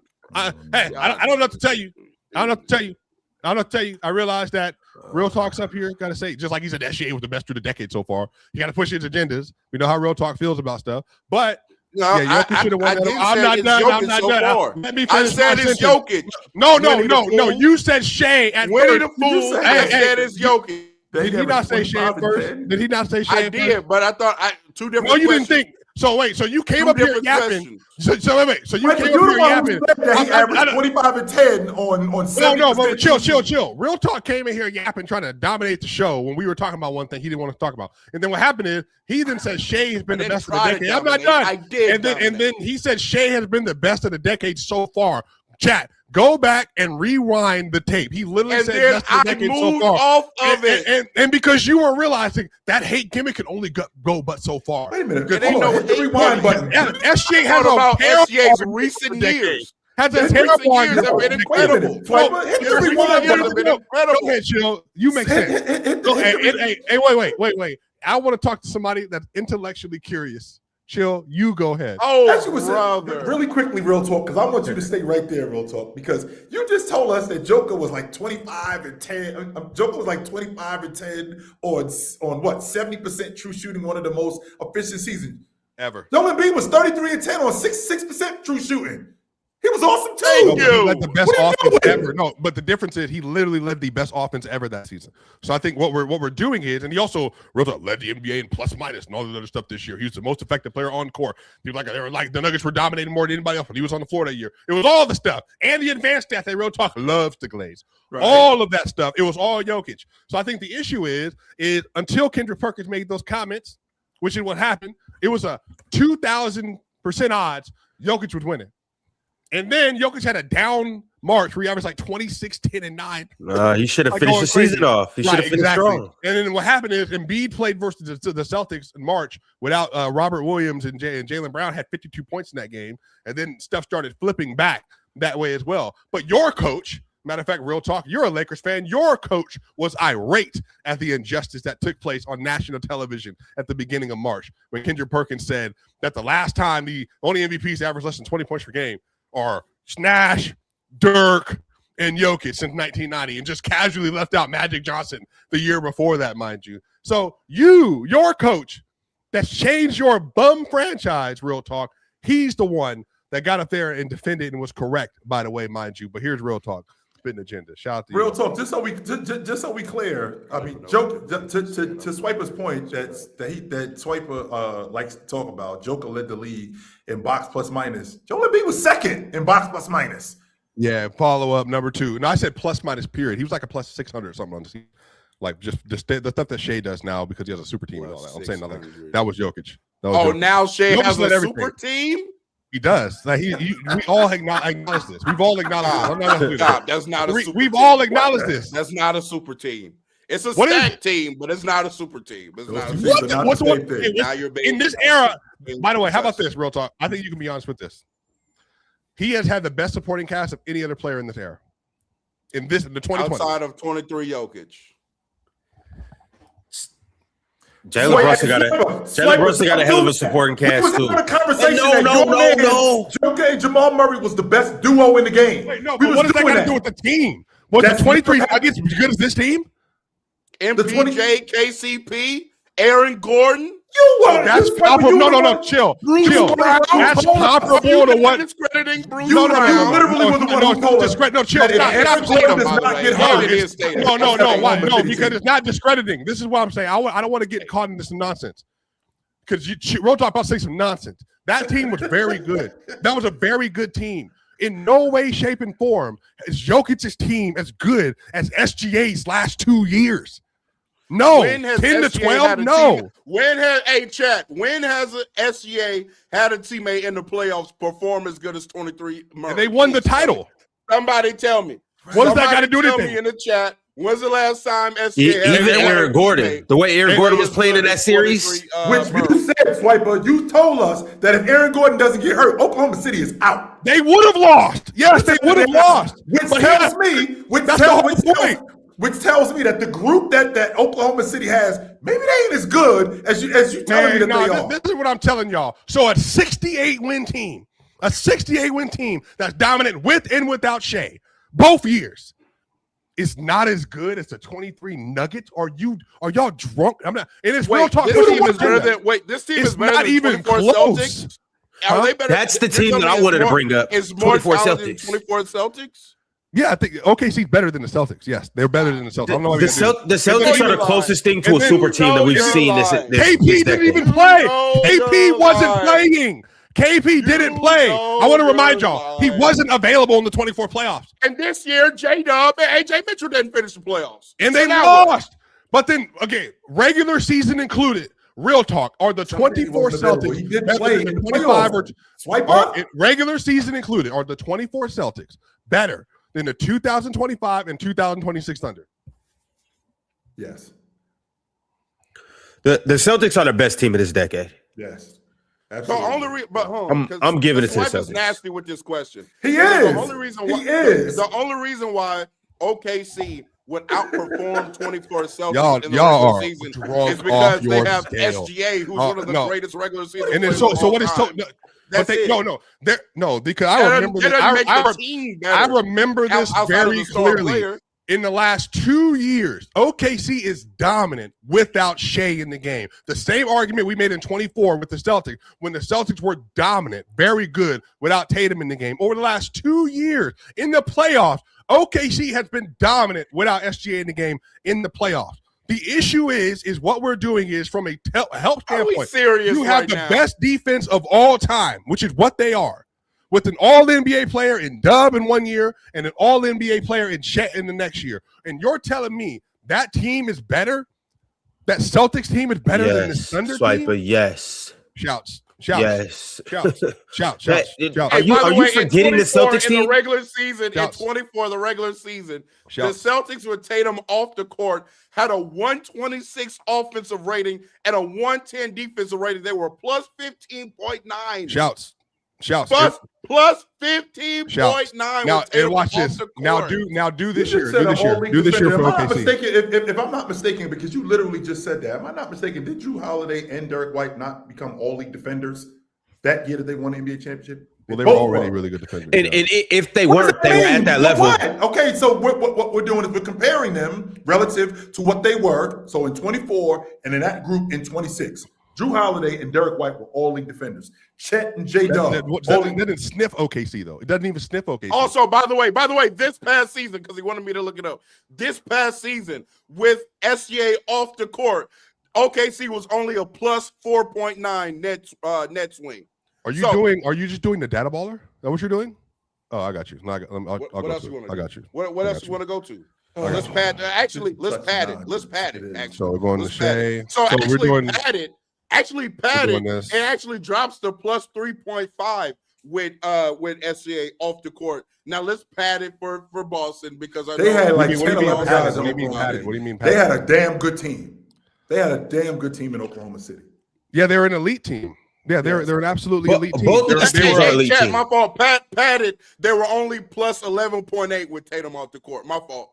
Only plus. They were an elite 11.8. team, but if you think, if you So, think all in all they were exactly. better, So they were but if you better. think all in all they were better than the Thunder, cool. But They in were the better. regular season, the Thunder are the most dominant team ever. But Including Swiper, why are we talking about regular season though? Like we should talk about the team in totality, right. and we should talk about regular season and postseason. Right. We So should. we're- I so can we're- see like we can balance it out. If we're going to the playoffs, this year and last year, then if we're going to the playoffs, then we're still going to do this. That they are dominant. And this year they were better without Shea on the floor in the playoffs last year. Last year they were so dominant without Shea on the floor last year in the playoffs. See, this is the So some of the it's it's not about blowing your mind. It's the way How many OKC plays. minutes is Shea off the No, court? but that's what we're about to do the same on? thing with Tatum. I'm going to do the same thing with Tatum. Please. I'm going to do both of them. So this year in the playoffs, they were starting last year. Yeah. They were a plus 8.6 net rating with Shea on and a plus 7.4 with him off last year in the playoffs. This year in the playoffs, they were a plus 2.6 with him on and a plus 23 with him off. Because again, those were the Spurs games. Swiper, this is nasty because I'm these going dudes with- don't. I'm going. Even if you go to the Tatum, even if you go to the Tatum, this on-off nonsense that you guys be trying to talk about, it doesn't matter because in the playoffs, Shea's playing 38 minutes, 40 minutes a night. We're Same doing with it in Jason Tatum. totality. It's not a gimmick. Yeah, but I'm saying, why are we talking about them off the floor when OKC is at their best with him on the floor? In the majority of the game, he's going to be on the floor. Because we're doing this with the help. No, I do not think, even if you want to say those are the two best teams, I think OKC is better than that Celtics team. Number one. And you're That's wrong. the first thing. And that's the first thing. He said the Nuggets are comparable to OKC, which he knows he's lying because over the last several years, the Nuggets. Chill. No, this is the issue. Chill. This is the issue. The Nuggets have consistently lost their minutes when Jokic is off the floor. Hey, Let take me his talk. host abilities when he's a No, I'm not taking nothing. I hate that. You don't get to just talk over me when I'm talking to Chill. They literally consistently lose their minutes without Joker over the last 6 years. Over the last 6 years,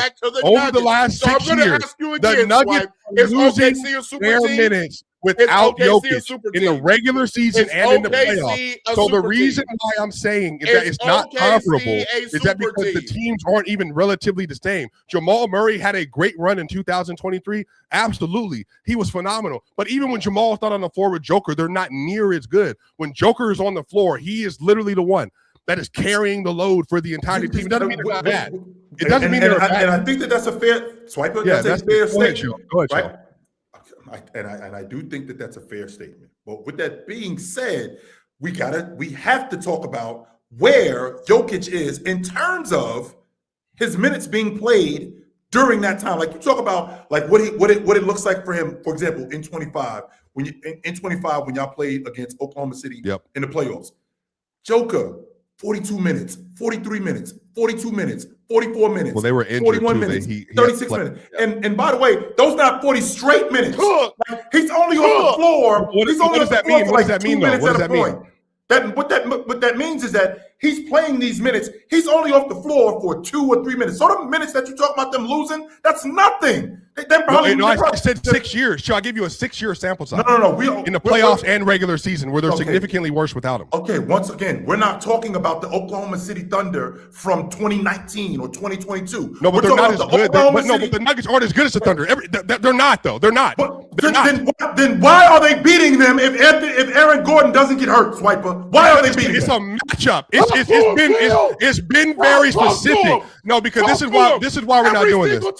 This is why this is nonsense. Watch. So again, Ron, just do it me and chill. Just do it me and chill. He's gonna keep distracted. The other issue is chill. The reason why this doesn't work because it's the matchup. OKC is obviously not good. It's better than Denver. That was never the conversation. They were a minus. I'm not done. They were a minus 900 to win the series. Like, it wasn't even close. I said going into the series, it's the matchup because Denver has a way to score on the interior versus OKC that other teams do not have, which is why it went 7 games in the first place. That was the whole point, and that's what happened.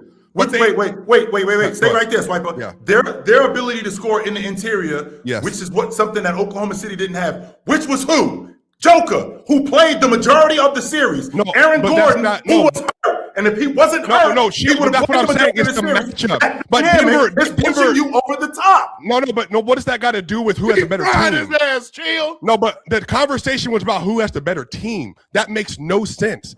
Denver didn't have the better team. Denver literally went into the series. MPJ had a shoulder injury. Better team, or are they more talented? They're better. What are you talking about? They're literally better. OKC is better than Denver. Why are we doing this? They're literally better than Denver. So if Aaron Gordon doesn't get hurt, which you told us that if he doesn't get hurt, you think that y'all beat them. I think they would have won Game 7. And the reason why you think y'all beat them is because you have an advantage in the interior. That's where your advantage is. So if my advantage is in the interior, why am I not the better unit than you if I've done it over the course of 7 games? Why? I didn't do it one time. I did it over the course of 7 games. No, because chill. This is where we're getting lost. Coaching, which is also a part of my unit. Denver has a matchup advantage versus OKC, and I've said this consistently, which is why I picked them going into the series. The issue is Denver were able to get those masterclass games from Jokic, obviously in Game 1, but in Game 5, I just want to remind people when Joker had 45, 15, and whatever. In that fourth quarter, he had 15 points. Nobody else scored in the fourth quarter. Not one other Nugget scored in the entire fourth quarter. Shea scored, Dub scored, Chet scored, Hart scored. Are they more talented? Because what we're doing there was nobody. Are they more talented? Are they the better unit? They're more talented and better. No, they're more talented and better. They won 68 games and had the best net rating in NBA history behind Chicago. Meanwhile, they sound like a bad matchup for the Denver Nuggets. Denver, yes, right, which makes us better. No, that's chill. Mind you, Chill, chat. Mind you, I want to reiterate something. Like it wasn't I even want to healthy. reiterate something that Swiper does repeatedly on this platform, which is give us hella reasons why the Denver Nuggets should be every elite team in the Western Conference. Yet when they disappoint and lose, then all of a sudden, well, these teams are already better than the Nuggets. Mind you, he had them beating Minnesota. Why? Well, because he cooks Rudy Gobert and Nikola Jokic and Aaron Gordon is going to be too much of the front court, yada, yada, yada. Then he did the same thing against OKC. He said the same thing against OKC. So he picks Denver to beat everybody in the West. I picked the Clippers to beat them that same year. He picks Denver to beat everybody in the West and then turns around and says, oh, they're not a better team. I picked the Clippers to beat Denver in the first round. We know what you're doing. Just to correct this. Switch up I picked the Clippers to beat. Real talk is yelling through the mic again. I already picked the Clippers to beat them in the first round and was wrong. You know what you're doing. So that's exactly what happened. Like I picked the Clippers to beat. Can't hear you. You're muted, dude. Nobody can hear what you're saying. Swiper in real talk. Hey, it's time. Let's do it. I have 15 minutes. So unless you are going to stay an additional 20, 30 minutes, let's do it, Ron. I'm not going to be here. Let's do it, Ron. Let's do it, brother. Kitrell Hill 8822 said SGA 26.2 points, 4.8 rebounds, 6.2 assists on 46, 34, 87 splits, 58 true shooting percentage. Brunson, on the other hand, 26 points, 3.7 rebounds, 5.5 assists on 46, 34, 83 splits, and 56 true shooting percentage. SGA drops to Brunson levels in the playoffs. Doesn't mean Brunson is better. Are you going to recant your statement of OKC being a super team? Are you going to recant your statement saying I always pick Denver? Are you going to say that? Are you going to recant your statement? All right, the next super exactly. The next super chat. Answer my question first, and then I'll answer your question. No, answer the question since you want to lie. The next super chat is from 989 Michi. Michi said, if I'm not mistaken, Cade has alternated being good at catch and shoot and pull up, being good at one and bad at the other. So it's there. Yes, it is. Yeah. He actually has gotten better as a pull-up shooter in the mid-range. Mm-hmm. Cade finna have a crazy season next year. All right, the next super chat is from Juju from the Tone. Said the harder conversation is who's the best role player of the 2020s, who provided the most support to their stars. I think it seemed like it was Jamal Murray before he broke down, and then Jamal's not a role player though. They all role players, Ron. I'm on no, chill, but chill. Okay, yes, everybody has a role to play. They're all role players. Yeah, everybody has a role to play. But when we're talking about role players, who's the best role players? We're talking about who plays the best complementary role to their stars. Jamal Murray is a star on that team. Aaron Gordon, on the other hand, we could talk about Aaron Gordon. He a star on that team too. Oh, so they got 3 stars? They have a big 3. Aaron Gordon, all the defensive versatility that he shores up for that back line, the rim protection, the weak side, rim pro, the lob threat that he is, and now he's also a spacer from the 3-point line and can attack mismatches out of the post as well. Sounds like maybe they're a super team. Yeah, sounds like a super team to me. Huh. Oh, that sounds interesting. So those 3 make it a super team, and even Aaron Gordon played half the season the last 2 seasons? Oh, now it's about playing. Now it's about playing the games when J-Dub didn't play. No, because they're not as deep. They're not as deep. That's the whole point. Didn't play more than half the season the year before that. Point. They're not near as deep, which is the whole point and why Denver needs all their players. Exactly. Just keep talking. Deep team and a super team, not the same thing. No, because one is historically deep, though. Go ahead. Real talk. Right? One super is historically team and deep team, not the same thing.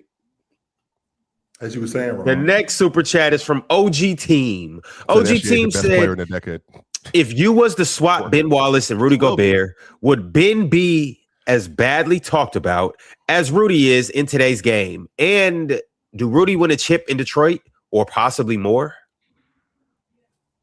I think the stuff around the rim, Ben Wallace was much better. Catching lobs, finishing around the rim. He just sucked at shooting free throws. But in terms of just catching the basketball and finishing, I think he was much better than Rudy at that. And I think playing with Chauncey Billups, like he would have had to be better at that, and I don't think he was. Yeah, Ben Wallace is better than Rudy Gobert. I think so. Ben Wallace Benjamin Wallace is better than Rudy Gobert. I'm not a Rudy Gobert advocate like that enough to. I am, and I think that Ben Wallace is better than him. I do think that. And will be better in today's game, too.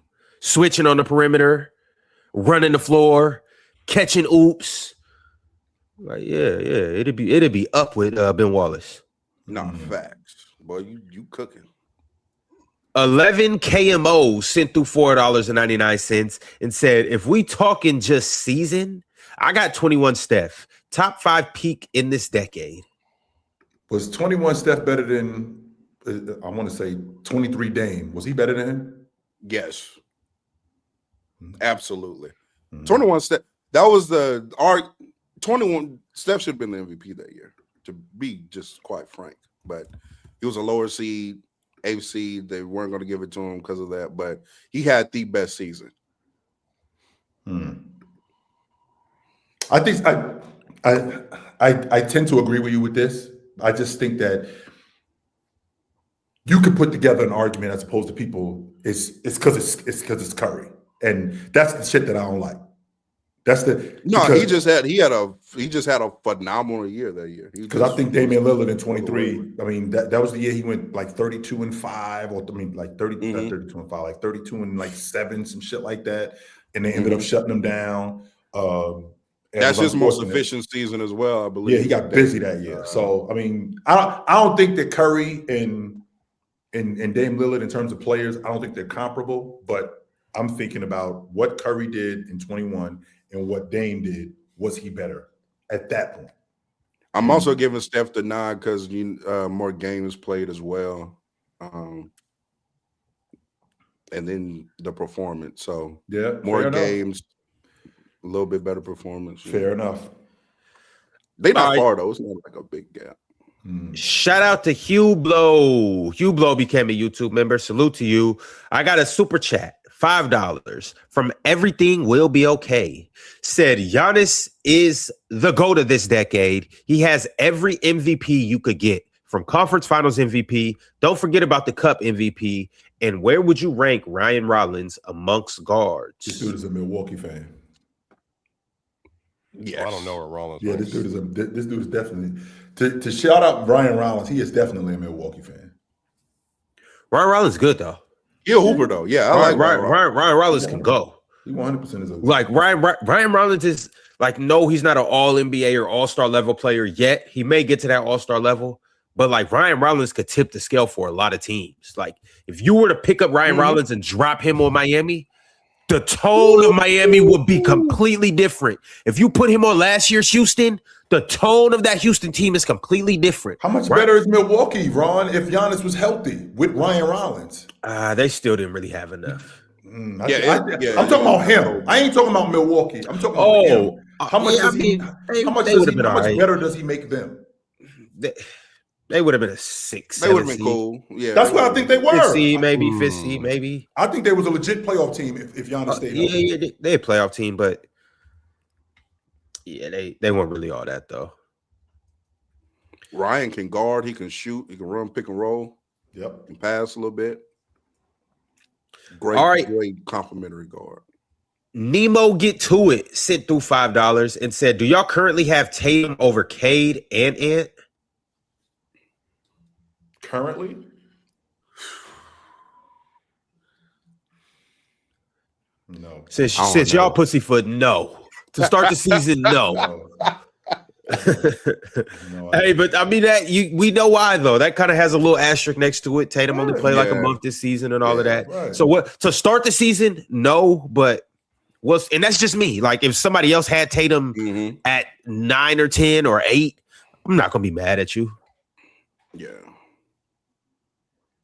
All right, shout out to Sim West. Sim West became a YouTube member. Salute to you, my man. Big Ox said, get Wemby off the thumbnail. Wemby off that thumbnail, man. You out. Shout out to the thumbnail, man. That's a great thumbnail. Jeffrey Tupete. Either way it goes, my man Jeffrey sent through $5 and said, this shit on some narrative shit like ESPN now. Now JT sucks? Shaking my head. I watched this show because it wasn't narrative driven. Guess not. This Okay, is what I first of all, if JT people don't Right, like what are what you you have doing? to say, everything is narrative. Yeah, Like what are you every talking time about? you don't, and including for SGA gobblers in the chat. This is my opinion. And the same thing with the Tatum stuff. Tatum is not one of the 4 definitively best players of the decade. That's not hating. It is what it is. You value the accumulation of the points and the Eastern Conference Final stuff, and I'm saying level of play matters, and he hasn't been a top 4 player. It's that simple. Like he hasn't. It's not an agenda. And It is what it is. I do what I can to defend Jason Tatum. Like it's not like Jason Tatum sucks and I just goes right over my head. No, I ain't trying to hear that. So what are you talking about, agendas or narratives? No. Let me look up something very quick. Go ahead, Ron. $5 was sent from I Take No Kobe Slander. Said, who are you guys' Mount Rushmores of NBA hotheads or NBA first team of all hothead? Ron Artest, Draymond Green, Rasheed Wallace, Rick Mahorn,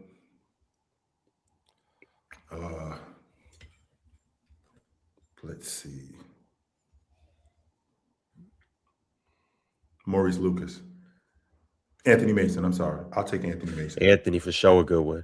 Yeah. But if it's round Rushmore just top 4, Ron Artest, Rasheed Wallace kick it off.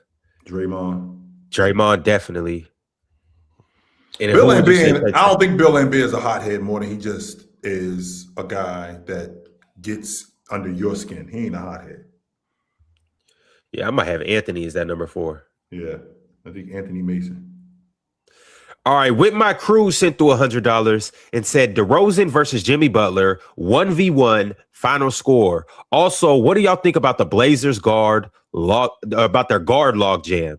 In my opinion, keep Drew for defense and trade Shaden for someone like PJ. So let's start with the first question. Jimmy versus DeMar DeRozan one-on-one. Who y'all got? Everybody's healthy. DeRozan. I'm taking DeRozan. In the game to 30, I'm taking DeRozan. 30 I'm taking everybody healthy. I'm taking Jimmy. Or a game to 15, I'm taking DeRozan 15 to 10. Yeah, I got Jimmy. DeRozan's game is tailored to NBA style 101. Yes. Spot 101, like what y'all see during like USA training camps and stuff like that, where they do little mid-post spots in areas like that. That is DeMar DeRozan's game. It's gonna win. All right, what about the Blazers log jam? Who would you guys trade out of all of those guys?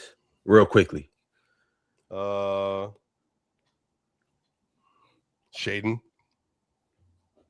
Yeah, it'd be Scoop for me. Scoot too, yeah. All right. Somebody getting traded for them. I don't think all of those guards stay the whole season. So one of them getting traded. All right. Brody McLean sent through $5 and said, put Luka on that Celtics team and they win in more than one. Is that hate? Nah. I think they play different. I think they play a lot different. Did they beat the Warriors in 22, Chill? Yes. If you replace Luka for, and this is Jaylen Brown or Jason Tatum, if you replace him for either of them, I think it's a good chance the Celtics have 2 rings.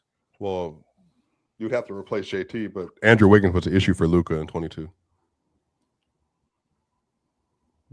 I mean, he was a bigger issue for Tatum in 22. Yes. A much bigger issue. So, all right. Brunson Betta sent through $5 and said, since a New York Knick, 3-time All-NBA, 3-time All-Star, Finals MVP, 5th in MVP in 2024, NBA Cup Finals MVP, Clutch Player of the Year, best playoff scorer, but can't hype us because we short. That is man. I'll be ready when all this Jalen Brunson prop is over. It's not gonna be over. No, it's not gonna be over. Hey, I will not let it die. Hey, after what he did these last few months, no.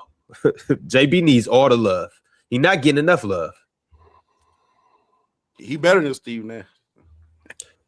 Shout out to Free Night. Free Night became a YouTube member. Salute to you. If you are not a member yet, become a member.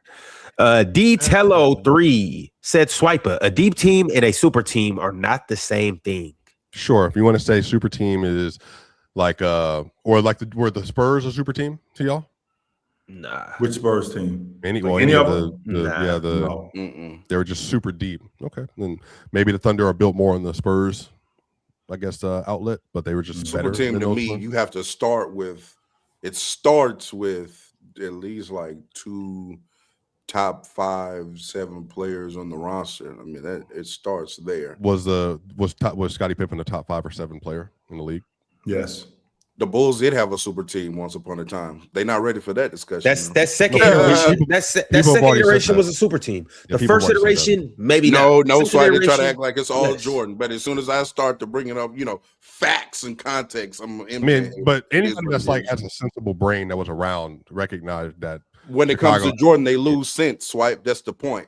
Whenever Jordan is brought up, it's just Tiana Trump. That's all. It was Dennis. It was Dennis. All right, man. We getting into the third hour of the show, and Real Talk is trying to get off his Jordan hate. That's all they think about when we just gonna keep it pushing. You better first off, you better hush up for what's name making another video about you. Oh my goodness! Not another 400 viewers. Yak Man, that's a Real Talk problem. Sent through a $5 super chat. Right. It said, "JB the greatest." This Jalen Brunson or Jalen Brown? Well, Brunson's better than Brown, so probably Brunson. All right, Big Ox Media sent through another $5 and said, "Stop with the All NBA and MVP talk. ... Can we talk about how they hoop, please? Top 4 will still be the ball. top 4, and then if we're doing that, Embiid would be 5th. So, then top 5 were the top 5 unanimous. Then Tatum be outside. I agree. This 5 is crazy. If you put this 5 up versus 2010 5 or the 2005, like it's still going to be hard. Swipe, it's funny. It's funny you mentioned that. 2010s 5. It's cooking 2010s. It's funny y'all mentioned Curry, that. Next, Bron, Harden, KD, and then whoever and DeAndre Jordan. Cooked.